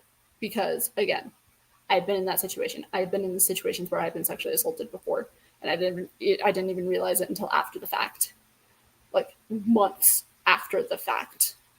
So I'm not about to sit here and claim that anybody's experience regarding these guys did or didn't happen. That is not for me to say. I'm just saying that I personally did not witness anything happen, as I was not at the event. But there are pictures and videos going around on the internet right now of the masquerade event. I have not watched all of them, and so I haven't seen it. But like I said, I am more inclined to believe people when they say that they were assaulted by these random guys than not believe them, because unfortunately that is the world that we live in today's world. We are unfortunately in a world where it makes more sense, at least to me, that some random assholes decided to invade a predominantly woman populated space and do some fucked shit instead of people lying. I'm just putting that out there right now. I am more inclined to believe that this happened than it not happening. So, let's see. No food to offer other than cake. We did talk about the cake. So much cake, I will not be eating cake for a very long time. I paid $300 to pay for my own drinks at sponsored events. That is also true. I think the only time when drinks were free was at the Rising Star Author event. And I think they only like 2 free drink stations, and you were kind of like, you were just like handed a drink, and like I don't even know what was in the drink I had. And saying that out loud now, that's kind of scary. That they just like handed you a drink. And I'm not, this is not me saying that the bartenders would do something as heinous as drugging people, because that is a very serious allegation to make against somebody. And I'm not saying that they did that. But Yeah, we don't know what was in. I don't know what was in the one alcoholic drink that I had. Because it was alcohol, but it was like being like dispensed from one of those drink dispensers, so I don't know what was in it. Oh. Mm. Anyways, we're not going to dwell on that too much. Um, y'all should be embarrassed. Agreed. You can't even acknowledge your own failures. No, they cannot. And you continue to blame everyone else. That she does. No RSVPs despite multiple WhatsApp messages saying you would. That is true. And I'm going to talk about that a little bit. So I personally RSVP'd. So there were other events happening at the time that you could pay for. Like there was a lunch with the stars option where you would get like assigned to an author and you would sit down and you would all eat together. Um, they ran out of food, by the way. They did the same for the waffle breakfast, and I'm not sure if they did for the pasta lunch or if the lunch with the stars was the pasta lunch. But anyways, you had to pay extra for those tickets and meal plans. I believe that I think they were about $100 a piece. If you wanted to do the meal plan, if you wanted to actually get the food, you had to pay an extra $100. But at the registration, as you heard, it was 100% fucking shit show. And we were told we were getting our tickets for the things that we RSVP for. I did not RSVP for any of the paid events. I did RSVP for every free extra event that I could because, new experiences, trying new things. I did not get a single ticket on registration day. And so they said, we will send everybody emails regarding what you RSVP to. I did not get a single email that entire weekend from the event regarding what I RSVP'd for. So, like, there was no. It's another wall of security they didn't do because people could have just. And I think it's probably why they ran out of food too, was because there was no way for them to verify. And they're not saying that people did this intentionally, but there was no way to verify that the people who were getting food actually paid for the food. So they ran out of food for people who could confirm that they paid. But again, I don't get mad about people stealing basic necessities like food. Like, I really don't care about people stealing, like, food. Please note, legal people, I do not actively encourage stealing. This is just a joke. Just a little ha-ha, tee-hee, ha-ha, funny moment joke. Anyways, a WhatsApp community we couldn't even ask questions in. That is true. It was nearly impossible to ask questions at this event because we couldn't ask questions in the WhatsApp.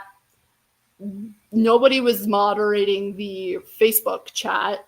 So when we asked questions in the Facebook chat, nobody officially from like the volunteers of the event or event staff had anything to say. It was literally just us attendees trying to figure shit out on our own and being like, but maybe it's here, here, here.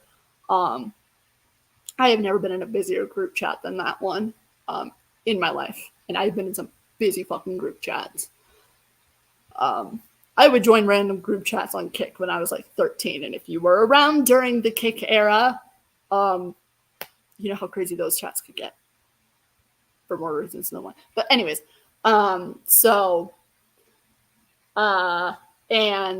the Facebook group was pretty much useless unless you were sharing like a picture being like, oh my God, I'm having so much fun. Basically, if you were stroking the author's ego, that is when your post would be approved. Let's see. Your lack of communication, empathy, and apology is completely disgusting and unacceptable. Facts. Anything short of a refund for this Fire Festival-esque nightmare is completely unacceptable. I agree. People should be getting at least partial refunds at the bare fucking minimum. And especially, I think that she at least needs to start with the people that paid for the meal plans and did not get the food that they paid for. Like, going back, like, if you did not get the food that you paid for, those, I think that needs to be the very bare fucking minimum. And then people with tickets. Then it goes to tickets. Again, I would not get any refund money from anything regarding this event because I did not pay to be there. So I will not be doing any refunds or anything because the only things that I bought at the event were directly from authors and vendors. I did not pay anything to the event itself in regards to like tickets. I also was not staying at the Gaylord, so I'm not going to be asking. Obviously, I'm not going to be asking for financial compensation for that. To be totally honest, I didn't even pay for parking because it was really easy to figure out how to get out of the parking lots without having to pay for parking. So, yeah. Anyways, so even that, like, even that, like, I would not, I can't financially benefit from this. So, but I am in agreement that people who spent money deserve refunds on their tickets, on their meal plans, on their, like, if they paid extra to get into a certain area that they were not able to get into, shit like that. Like, that's not okay. So give them their refunds and also give authors refunds as well, at least for the base price of their tables. Let's see. Stop saying how successful this event was. It was a dumpster fire with a pretty backdrop. Yeah, that about sums up my feelings. Kelly, you did wonderful at saying that. Let's see. I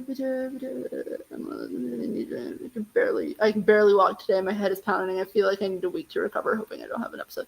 To the person who sent that in the group chat, I'm not gonna name you, but yeah, I got a new diagnosis today of Ehlers-Danlos syndrome. So I've been in pain for the past week. I literally had to have my doctor write me a note to take off work tomorrow because I'm still not recovered, and I probably won't be recovered from this event for a very, very long time, especially because I have a job that has me on my feet the entire day. But yeah, the ADA accommodations and shit were abysmal. Someone's mom sent something. Okay, so going back to the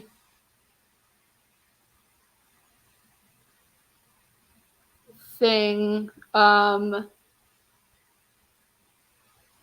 so somebody did look into the nonprofit that Lisa was sponsoring, or the event, or the charity that the event was sponsoring. I'll be right back. I need to grab my phone charger because if I want to keep sharing the tea, which I plan on doing, yeah, my phone. Yeah, you can see. I usually don't walk like this.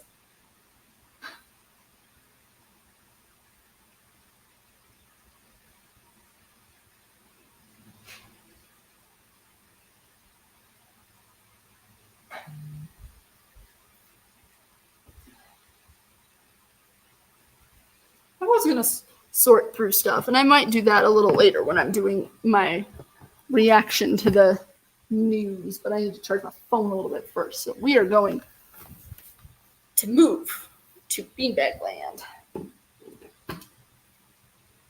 At least while I charge my cellular device. So, somebody was doing a little digging into the charity. Apparently, the charity has not filed a 990 form for the IRS. But again, I know nothing about finance, the world of finance, or how any of that shit works. So again, I'm not going to try it, and I'm also not going to take. I'm not Tony Stark. I'm not going to learn how to do an entire scientific principle in like 7 hours. Let's see. So there's that. Scrolling, scrolling. No, I know I can't start a voice chat. I'm just trying to scroll. Holy shit. Okay. What the fuck I say for the upteen stand today? Yup. Rich white lady tears.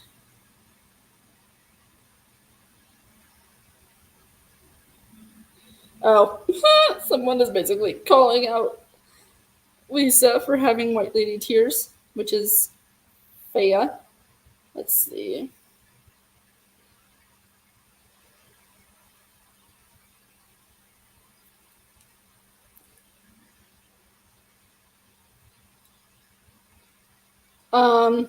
Let's see.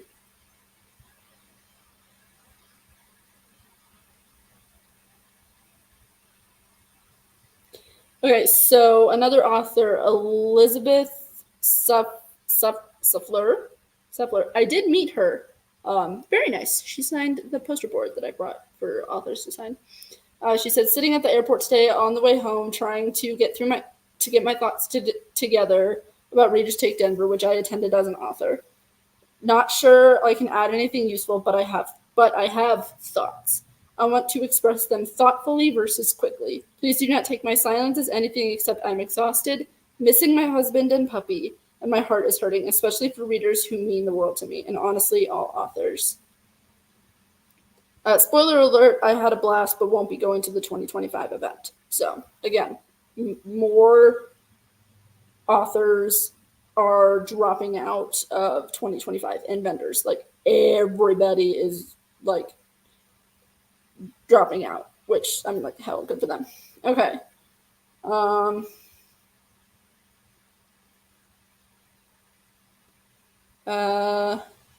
Another person who's not signing next year will be at 2025 will be Lauren Beale.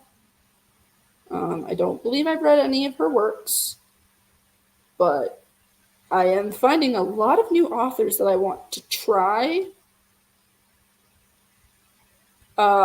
because they're not supporting this event, which is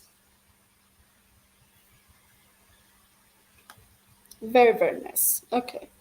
So, let's see.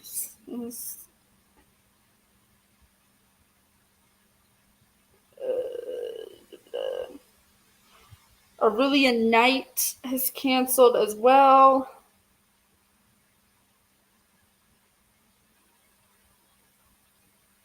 Somebody is asking me if Steve has spoken. Not to my knowledge. I am double checking the website now. I need to know, where is Steve? Is it new information? Oh my god, it's at. Okay, so I will check back in a minute. I haven't seen Steve yet. Okay, Rebecca, I don't know if you're still in here, but if you are, no, I have not seen anything from Steve yet. And I don't think anybody else in the chat has heard anything from Steve. So somebody else.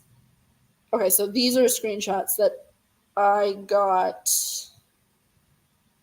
to for a message that I got to, but I'm gonna read the screenshots because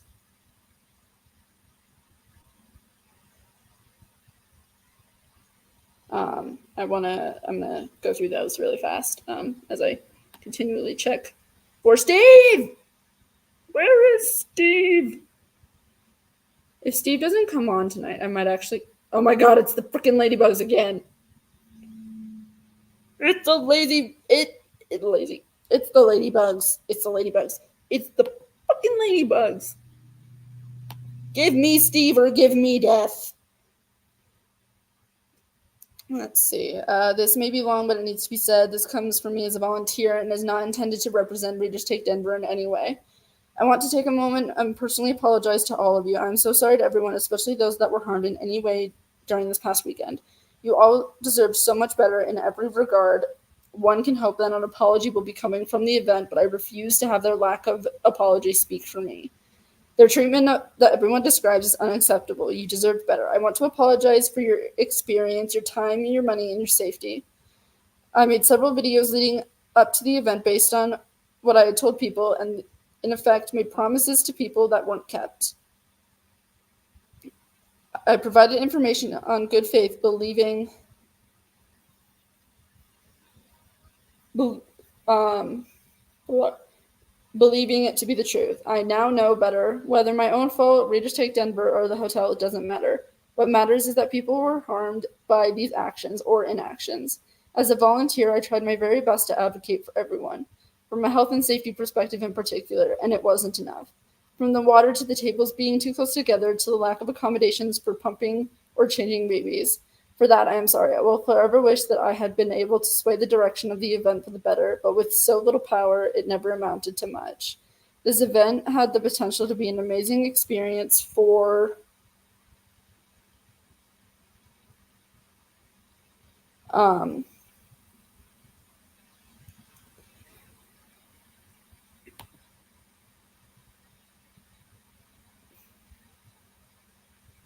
still no Steve. Um, as a volunteer, I tried my very best to advocate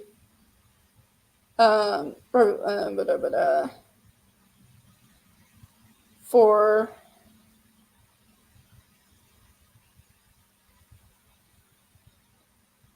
an amazing experience for everyone, and instead, here we are, and I'm sorry for that.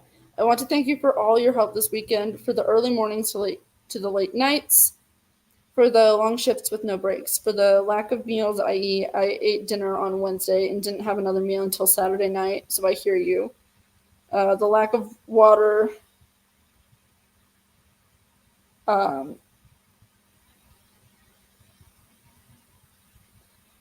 the lack and the lack of introduction.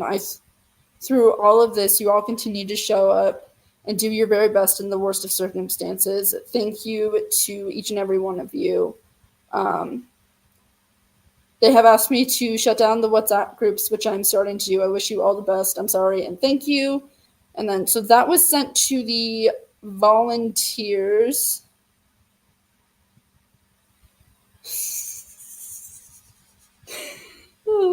Anyways, let's see. So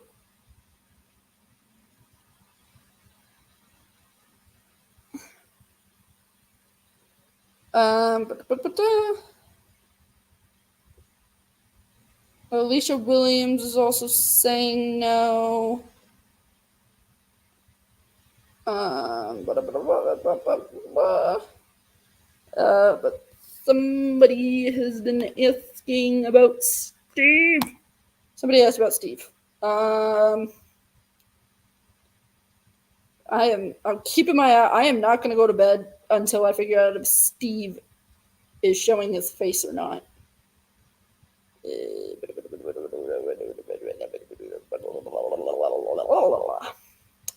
We need to find the person who mentioned me. I think it was Rachel.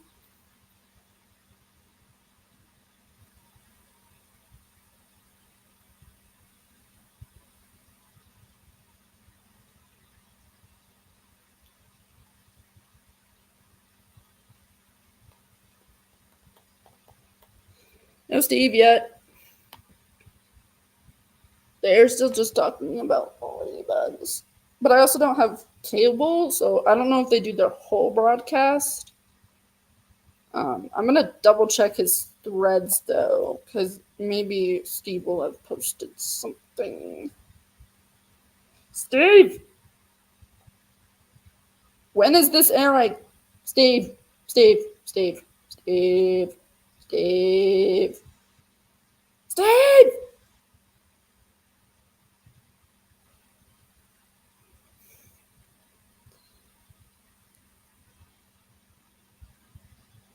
Steve. Come on, Steve. Steve. Steve. Steve!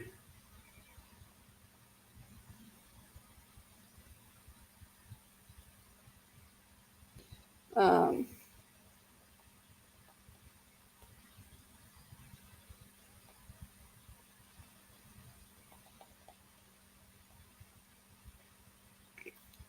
let's see.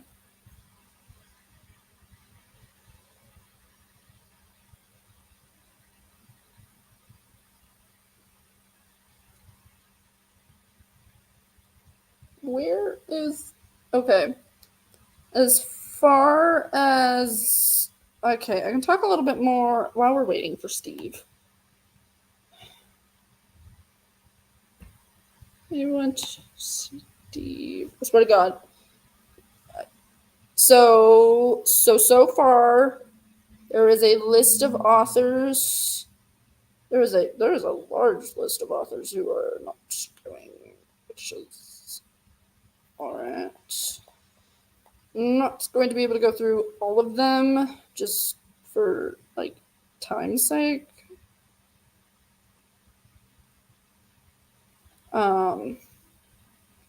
But I will go through social media.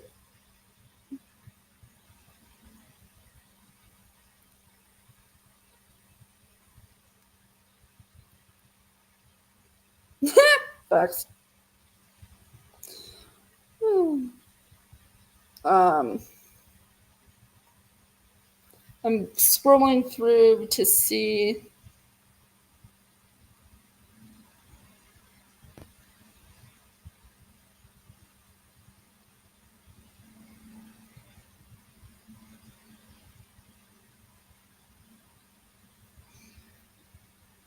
Mm, so there's like a ton of like a. Oh my god, there are so many people not going. So I'm gonna go through the list. Um, Real Molly Doyle, again, we talked about her earlier. She's not going. She said in a quote, "Me, I will not be attending. I'd rather shit in my hands and clap." Again, icon behavior. I I love her for that. Um, Bryn Weaver's not going. Cece Monroe is not going. Oh, and they canceled their hotel. Um, uh, Ja HDJ Books. I'm just reading their threads handles. Um, um, she also pulled out.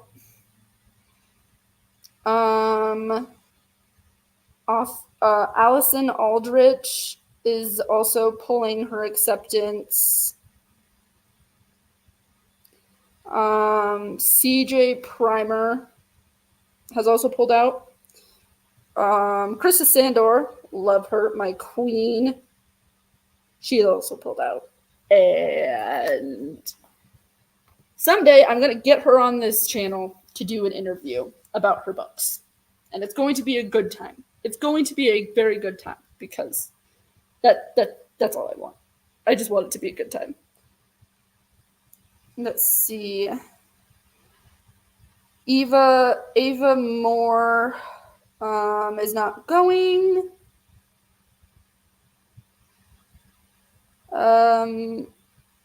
Karina Hale? Holly?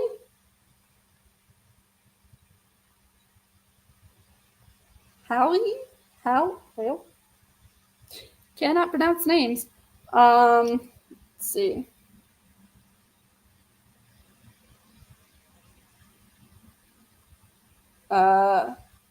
Kara Kendrick's not going.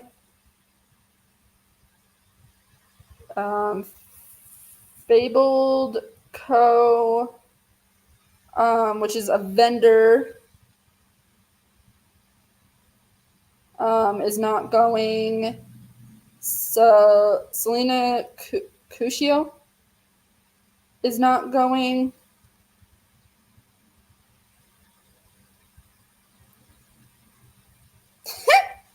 Sorry, I'm going through their posts and everybody's referencing bumpy bumps.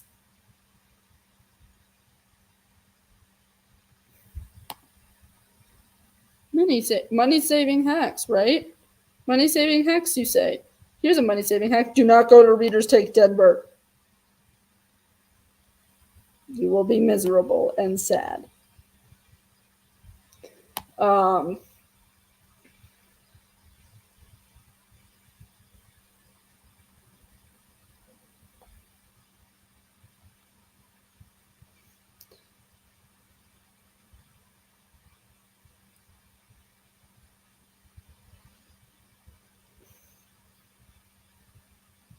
Oh, and it looks like Rebecca Yaros also released a statement as well, which I can go over for people. Let's see. Lexi Bison or Bison. She didn't go. She was invited this year. She didn't go. Let's see. Brooke. I don't know if she prefers Montgomery or Cumberland, but Brooke writes romance has also she was denied, but she was still put on the list that she was going. Daphne Elliott pulled out. Dogwood and Daisy's Studio is a vendor. They are not going. Miriam Dalen and Melissa K. Rohrich?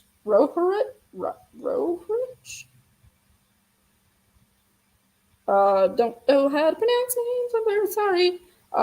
They have released withdrawal statements. Saffron Kent said that she was not going. Sarah Blue, Rory Miles, Fallon English.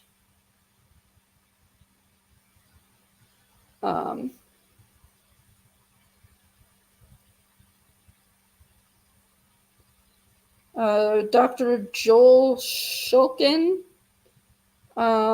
Amelia Hutchins is pulling out.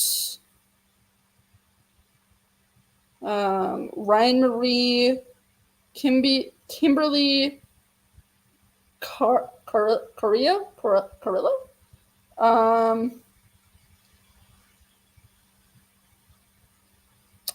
Daisy Jane, Sade Arena, Hope Davis is wanting to pull out.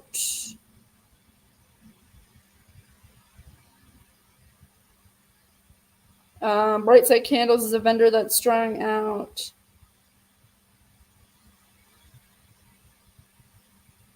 Ariana Rose is pulling out. Brittany Wright's pulling out.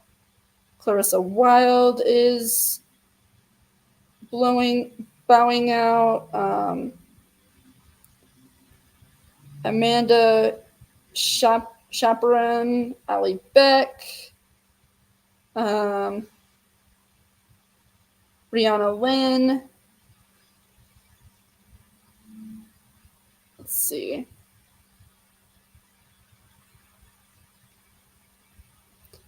Casey Brooks. Wandering Reader Designs also backed out. As far as vendors, Holly Renee,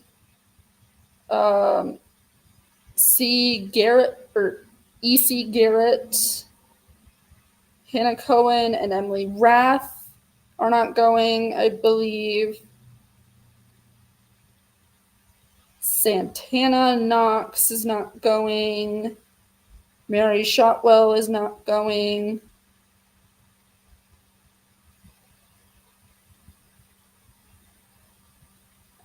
Stacia Stark. Author Ava Hunter. Elizabeth Knight. Devin Sinclair. S.J. Tilly, Maggie Cole, and Amelia Hutchins.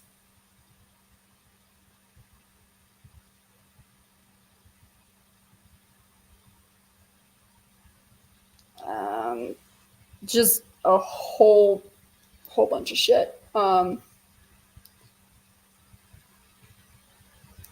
know people are going to be putting out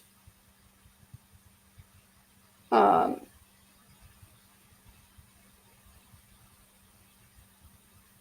know that somebody's going to be putting a list of all the authors that are dropping.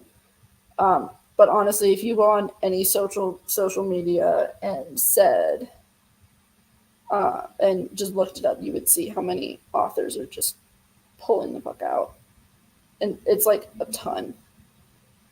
And I'm gonna check out Rebecca Yaros' post. So it's a long one, so prepare yourself. But first, Steve check.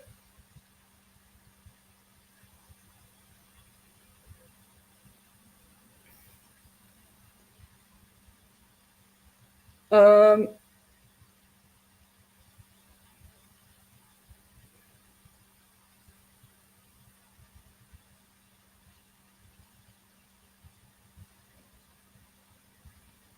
they're just talking about cows right now, so no Steve yet. So it says, so this is from Rebecca Yaros, her Facebook. This is her statement. She says, big breath, here we go. Anyone who knows me or has watched the madness of the last year knows that I have learned to let people think what they will of me as long as I am the only person being harmed. But when it comes to the events of this weekend, many have been mistreated, and I find myself in the surreal and precarious position of having one of the more substantial platforms at the event. And the whole quote unquote, with great power, there must also come great responsibility thing applies, especially when others are hurt. And yes, I'm nauseated knowing about to face the sting of backlash.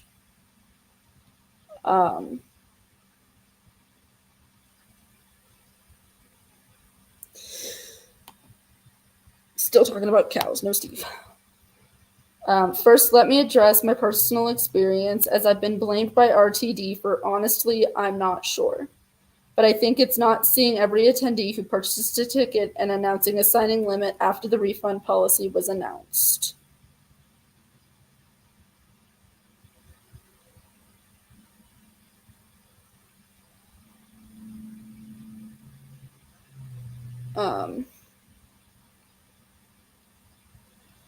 So there is that.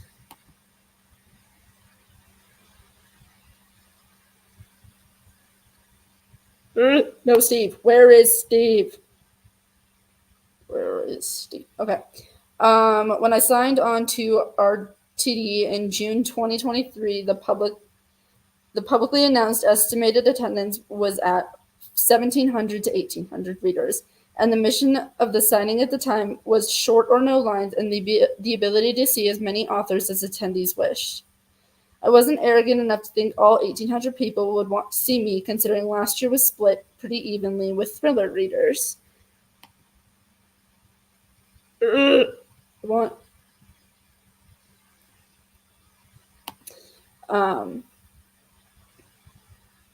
In November of 2023, coming off the Iron Flame tour and realizing the sales of RTD had inexplicably swelled to 3,000 readers, I informed RTD that I knew my pace was about 400 readers in 3.5 hours, and voiced my concern that there were not hours dedicated to signing. On the 25th of November, I received an email from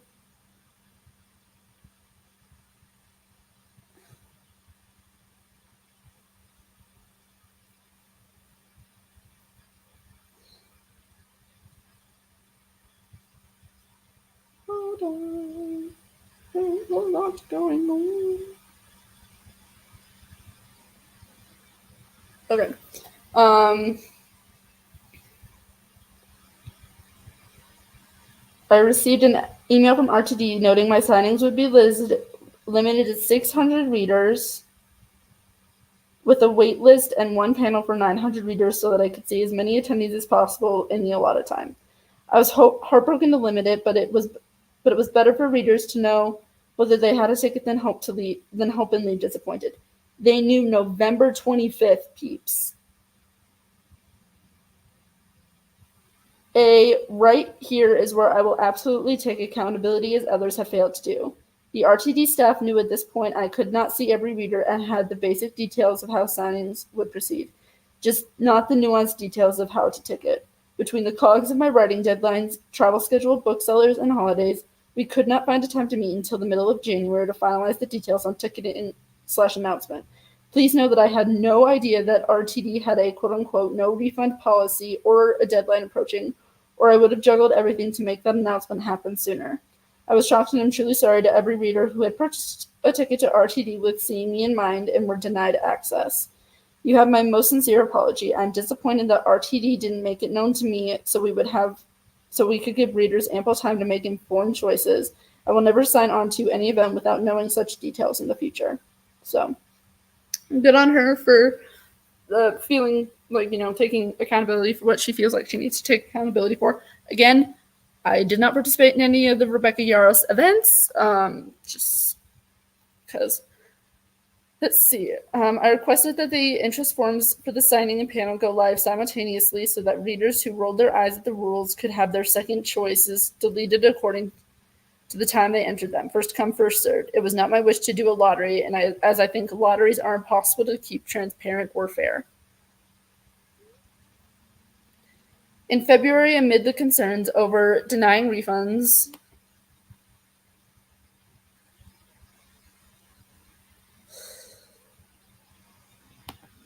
now they're talking about Donald Trump's trial. Dude, I just want to know about Steve. Where is Steve? Okay, anyways. In February, amid the concerns over denying refunds, I asked RTD for additional signing time to see more readers and was given an extra hour on Friday night. But no more that morning with the panel, since wrecking my wrist Friday would mean jeopardizing Saturday's signing. Although I was technically given the requested hour at my table, the entire signing was shut down amid yelling and flickering lights. Friday night at 5, leaving our table empty and our efforts sadly in vain. We could have easily seen another 100 or more readers. In February, I asked to sign longer after the Saturday session so I could see as many readers as possible. I was denied and told I would ruin the plated lunch and anger all of its attending authors if I did so.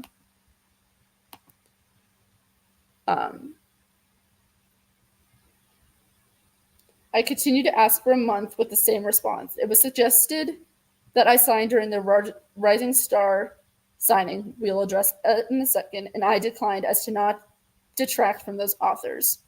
Good on you, Rebecca. At this point, defeat sank in, and I gave up trying to fight for more hours. Sunday was not an option, as it was one of our kiddos' birthdays, and I was already missing another kiddos to pre-sign all the pre-orders. Under RTD's instruction, the bookseller ran a pre-order in our name. Yikes! When we asked, they stopped so we could manage our own pre-order and avoid confusing readers. The bookseller immediately did so, though RTD shifted blame. Let's be clear. I'm all for booksellers doing their things and selling books. We love you.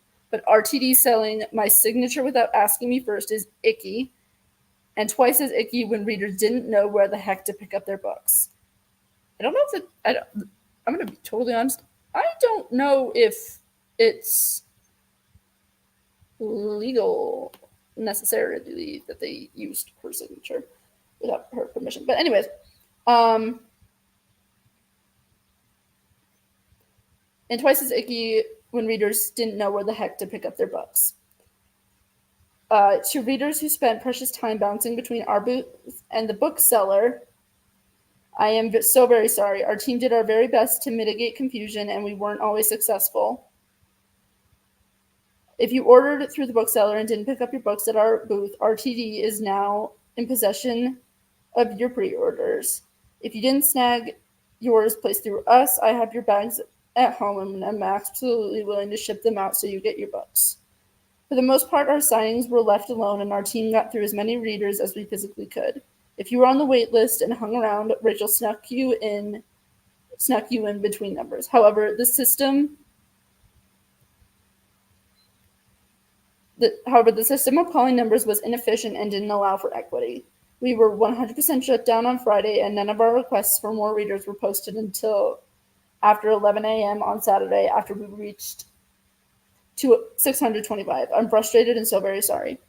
Until now, I've abided by professional courtesy as we share an agent, but amid rumors of preferential treatment, please know that there was none. While RTD did make my hotel reservation and waive my table fee, I paid over $10,000 in hotel fees, sold books at Amazon prices, pretty much cost when it came to Fourth Wing and Iron Flame, I think.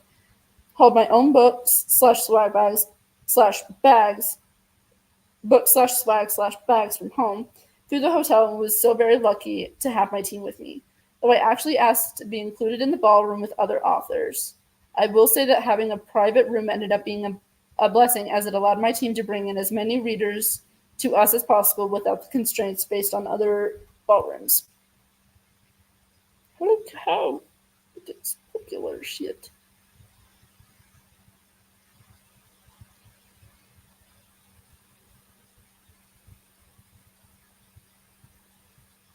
Okay. Um,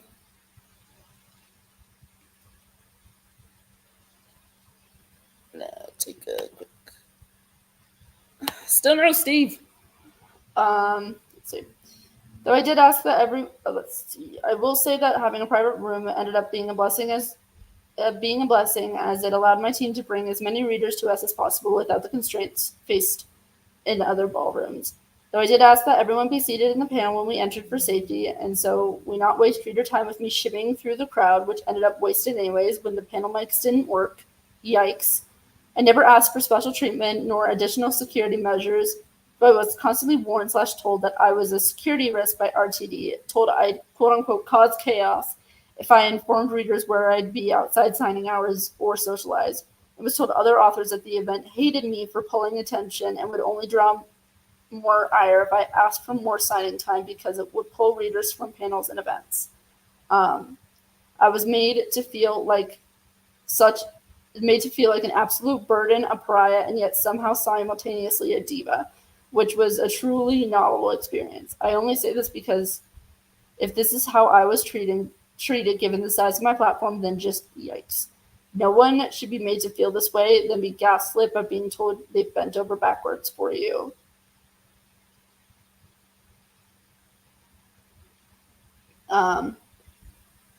I will not engage in a back and forth dialogue in regard to the above, as it is fact as stated in text, witnessed in calls, and in email.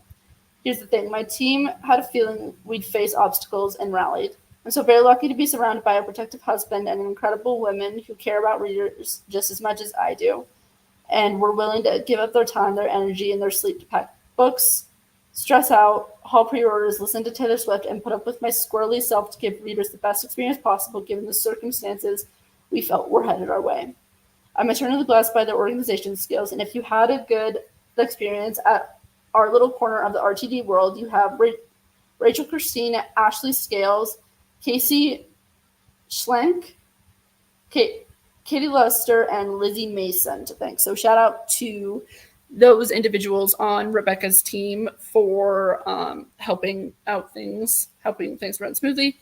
And if you did have a good experience, I'm so very sorry. My only goal at signings is to make as many people happy as possible while respecting the limits of my body, and I'm sorry if we failed you.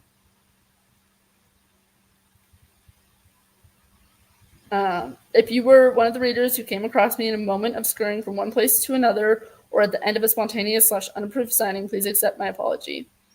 And man, does it read that it's all about me.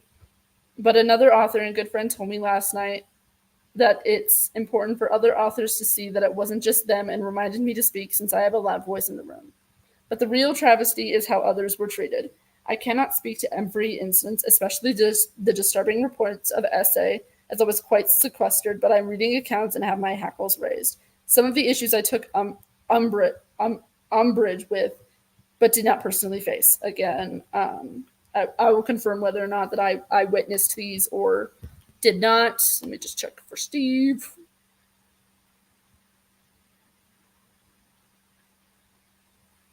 Still no Steve. Let's see. Authors, you should not be divided by what someone else deems to be your accomplishments, nor should you pay equal fees for what are not equal perks nor time. You deserve better. I agree with that.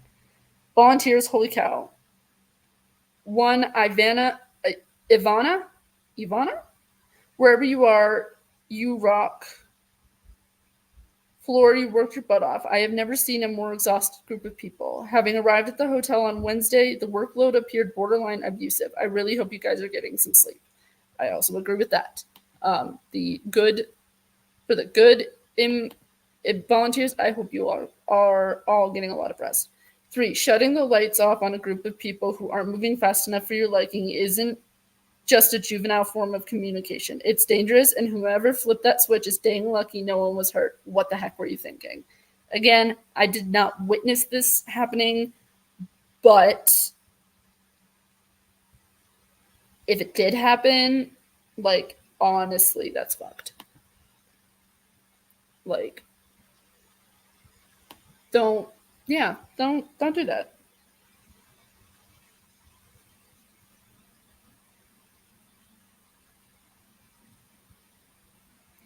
Let's see. Oh, I didn't know about this. Oh, okay. I'll go on to the next thing in just a second. 15 minutes is nowhere near long enough to tear a table down. Schedule better. Agreed. How dare you dead name someone and refuse to change their badge? What the actual fuck? I said what I said. I had no idea um, that one of the authors was being dead named.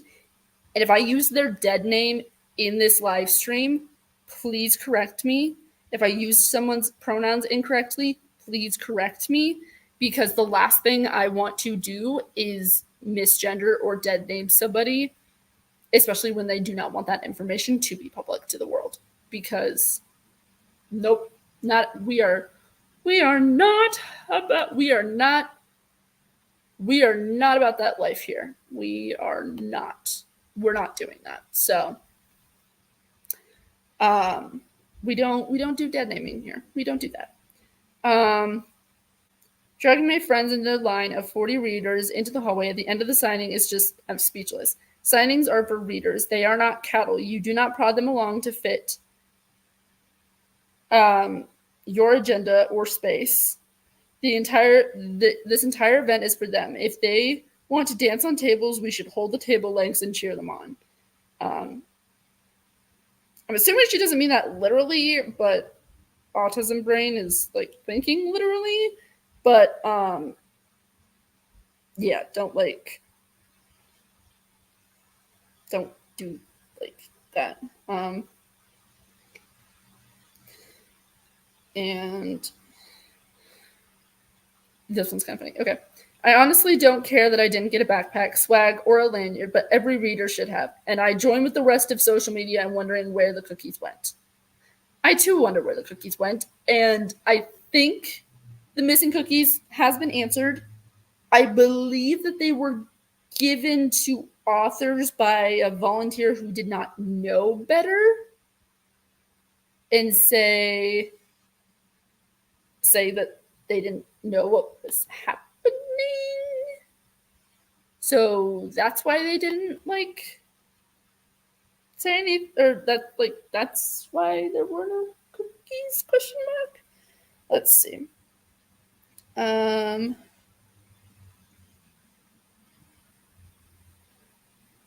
In order for 3,000 readers to pick up pre-orders, let alone see the authors they want, there has to be more than 6 hours of signing.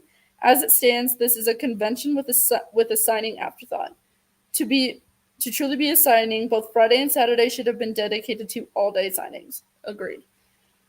On that note, maybe 3,000 readers is just too many. Even if you gave 2,000 readers 30 seconds apiece, it would take over 16 hours to see every single one of them. Math is math. There is no cheating math. The only way the signing could have the only way the signing could have gotten wider is if it snowed. Oh wait, it first of all it did snow. That was also kind of an amusing. That was a nice part of the weekend that I remember was seeing so many people experience snow for the first time. Because I live in Colorado. It like when it snows, it doesn't surprise me. I'm just like, oh, again. Like I was like, oh, this happens all the time. But I frequently forget that snow is a novelty for some people. So I kind of am like, oh, let's see. Only 0.1606 of the authors were BIPOC. And don't get me started on we invited, but they didn't come. If more BIPOC authors didn't come, perhaps we should sit back and ask ourselves why. I didn't even notice that. But thinking back on it, yeah, I did not see very many BIPOC authors there. And that is very disappointing. And I'm mad that I didn't notice that until somebody else had to point it out. But because that sucks. Let's see. Readers, on behalf of every author at the event, I'm sorry. It hasn't been said to you enough, so let me say it again. I'm sorry. I'm so sorry you couldn't get your pre-orders, didn't see the authors you wanted to. I'm sorry registration took hours. Sorry food ran out. Sorry security wasn't tight enough at the night events. Sorry some volunteers raised their voices. Sorry it was disorganized. Sorry you felt frazzled. Sorry you felt overwhelmed. Sorry you did not get to bask in the overwhelming joy that spending 3 days in the book world should give you. That being said, I will absolutely not be attending RTD in the future under its current leadership, but I wish nothing but the best for the event and those who attended. And now I shall go to write a book or something. So that was Rebecca Yarrow's statement. So that's what she said. So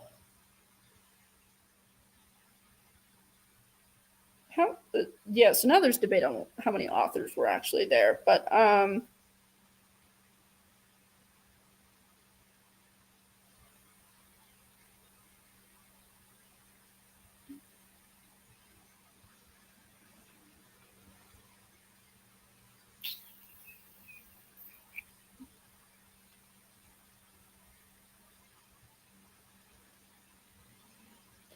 holy cow, somebody's doing the math to figure out how many authors are there.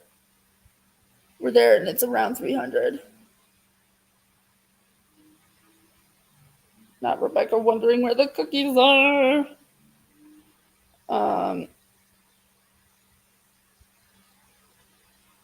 Good luck. Rebecca, also wondering where the cookies are.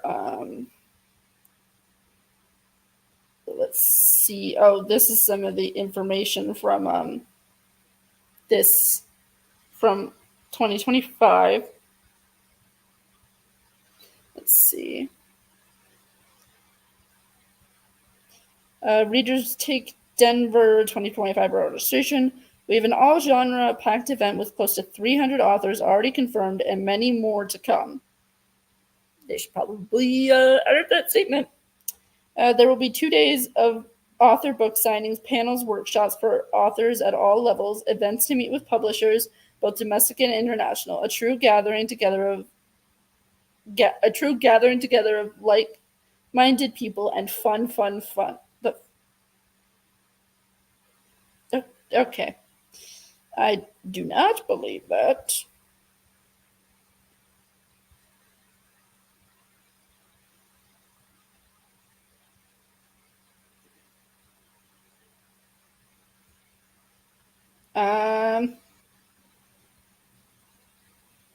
Okay, so that's happening there.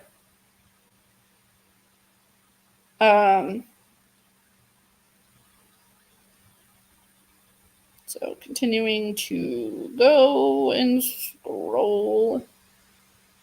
So supposedly Steve is not coming on until later. So, oh man.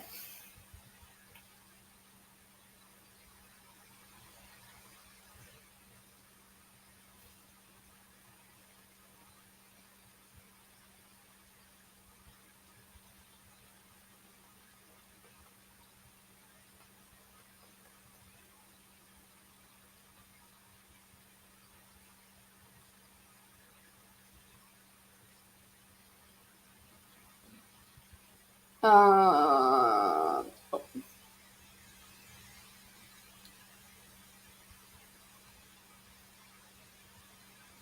my gosh. Um, yeah, so again, no updates on where Steve is. Um,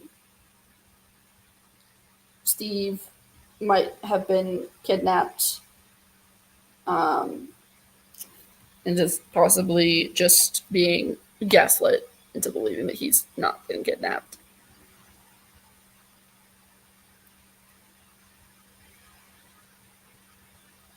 Previously recorded. I want the live from now.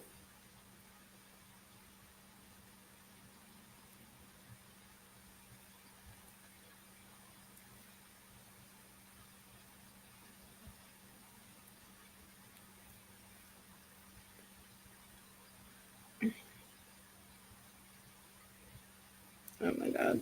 I There's no Steve. I don't know when Steve is going to be coming onto the scene.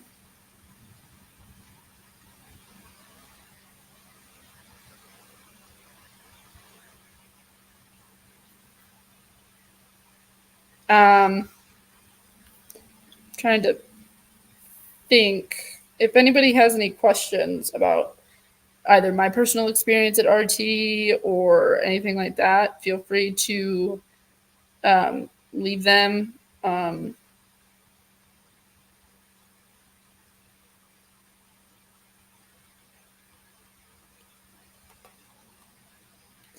Trying to think if there was anything else.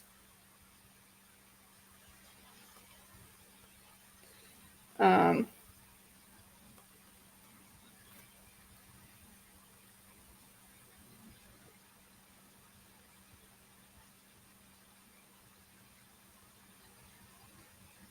yeah, I I think that's it. I will probably film my reaction to Steve. Um, but like I'm like debating on whether or not I should end it. Because I've been live for almost like for like 4 hours. So I'm like, are y'all tired of hearing me talk yet? Because I can if you're tired of hearing me talk, I could always switch to reading sprints too until Steve comes on to the scene. Where is Steve? Where is Steve? Give me Steve or give me death. So,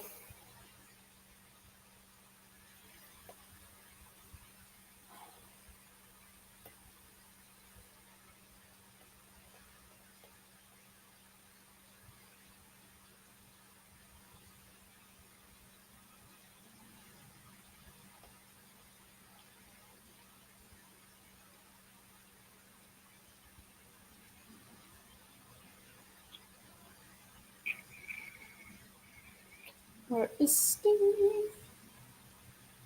Steve, come on, dude. Steve, when is this airing?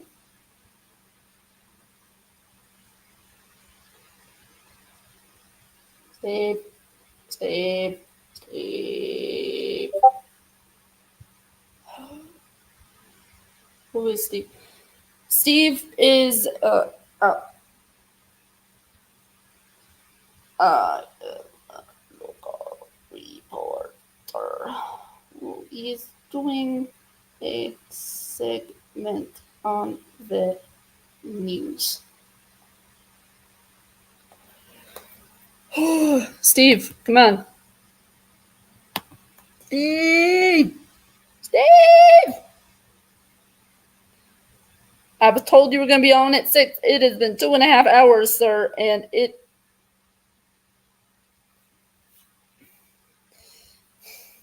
Sir, I need to know, Steve. Steve, I need to know.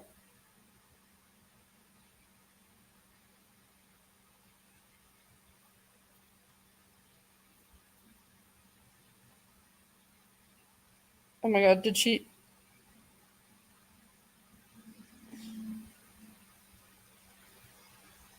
Aw, some people giving out rewards. That's nice. Or giving out coupon codes.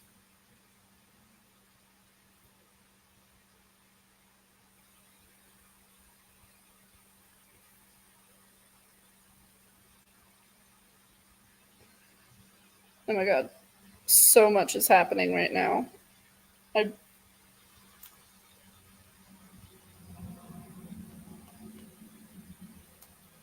I mean, Steve, Steve, get your shit together, Steve.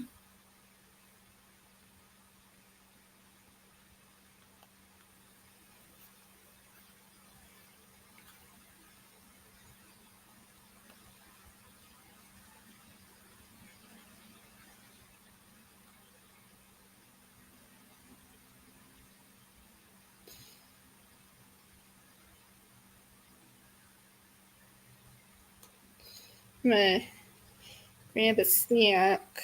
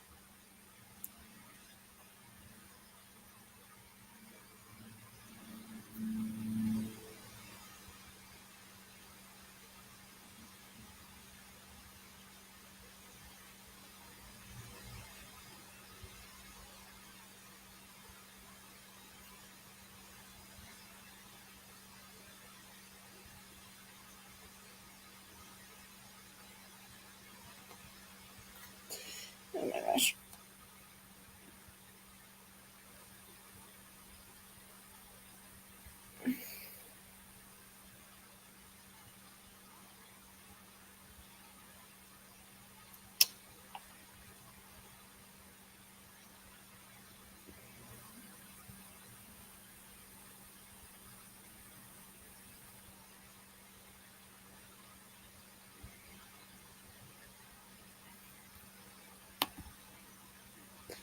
All right. With the lack of Steve.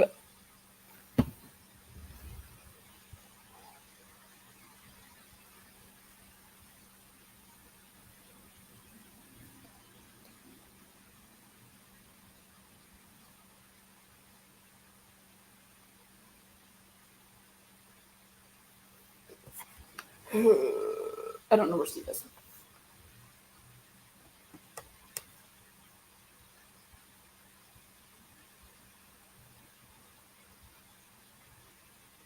The lack of Steve is disappointing.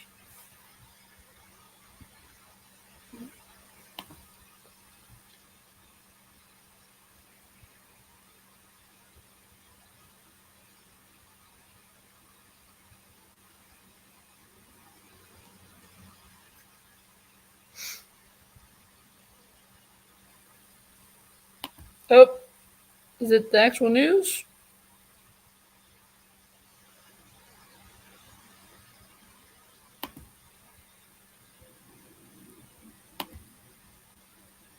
It's previously recorded.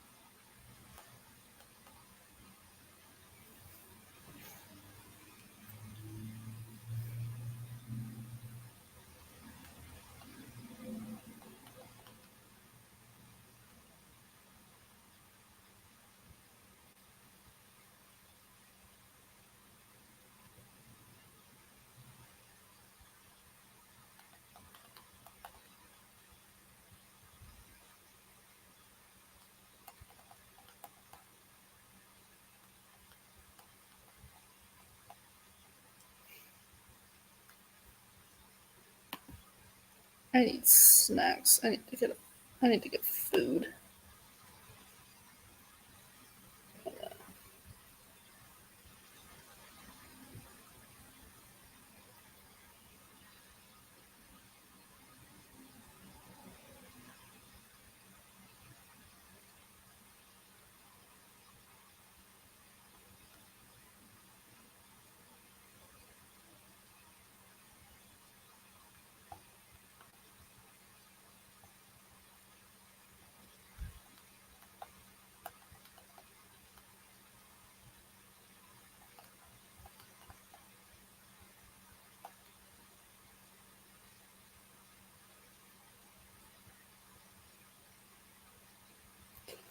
I'm debating on what I want to do.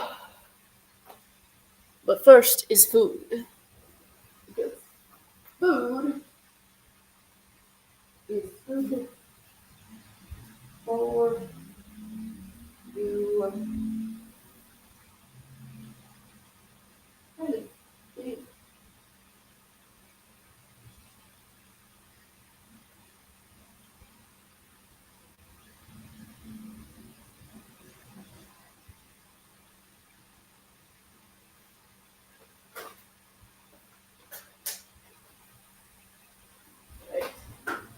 Do I have?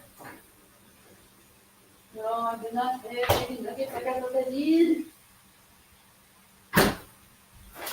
Snack it is. I don't have actual food to make. I do have some soup. I can make soup later.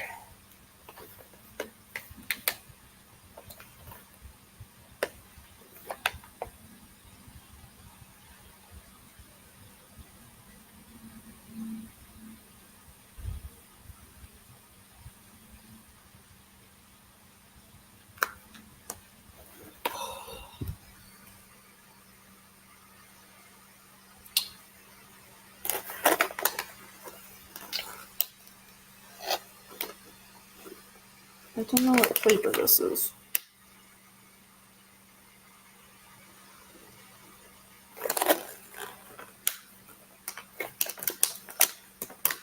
I don't know what I'm about to eat, but it's food. I think it's a popcorn. Oh, it's popcorn. I'm not mad about popcorn.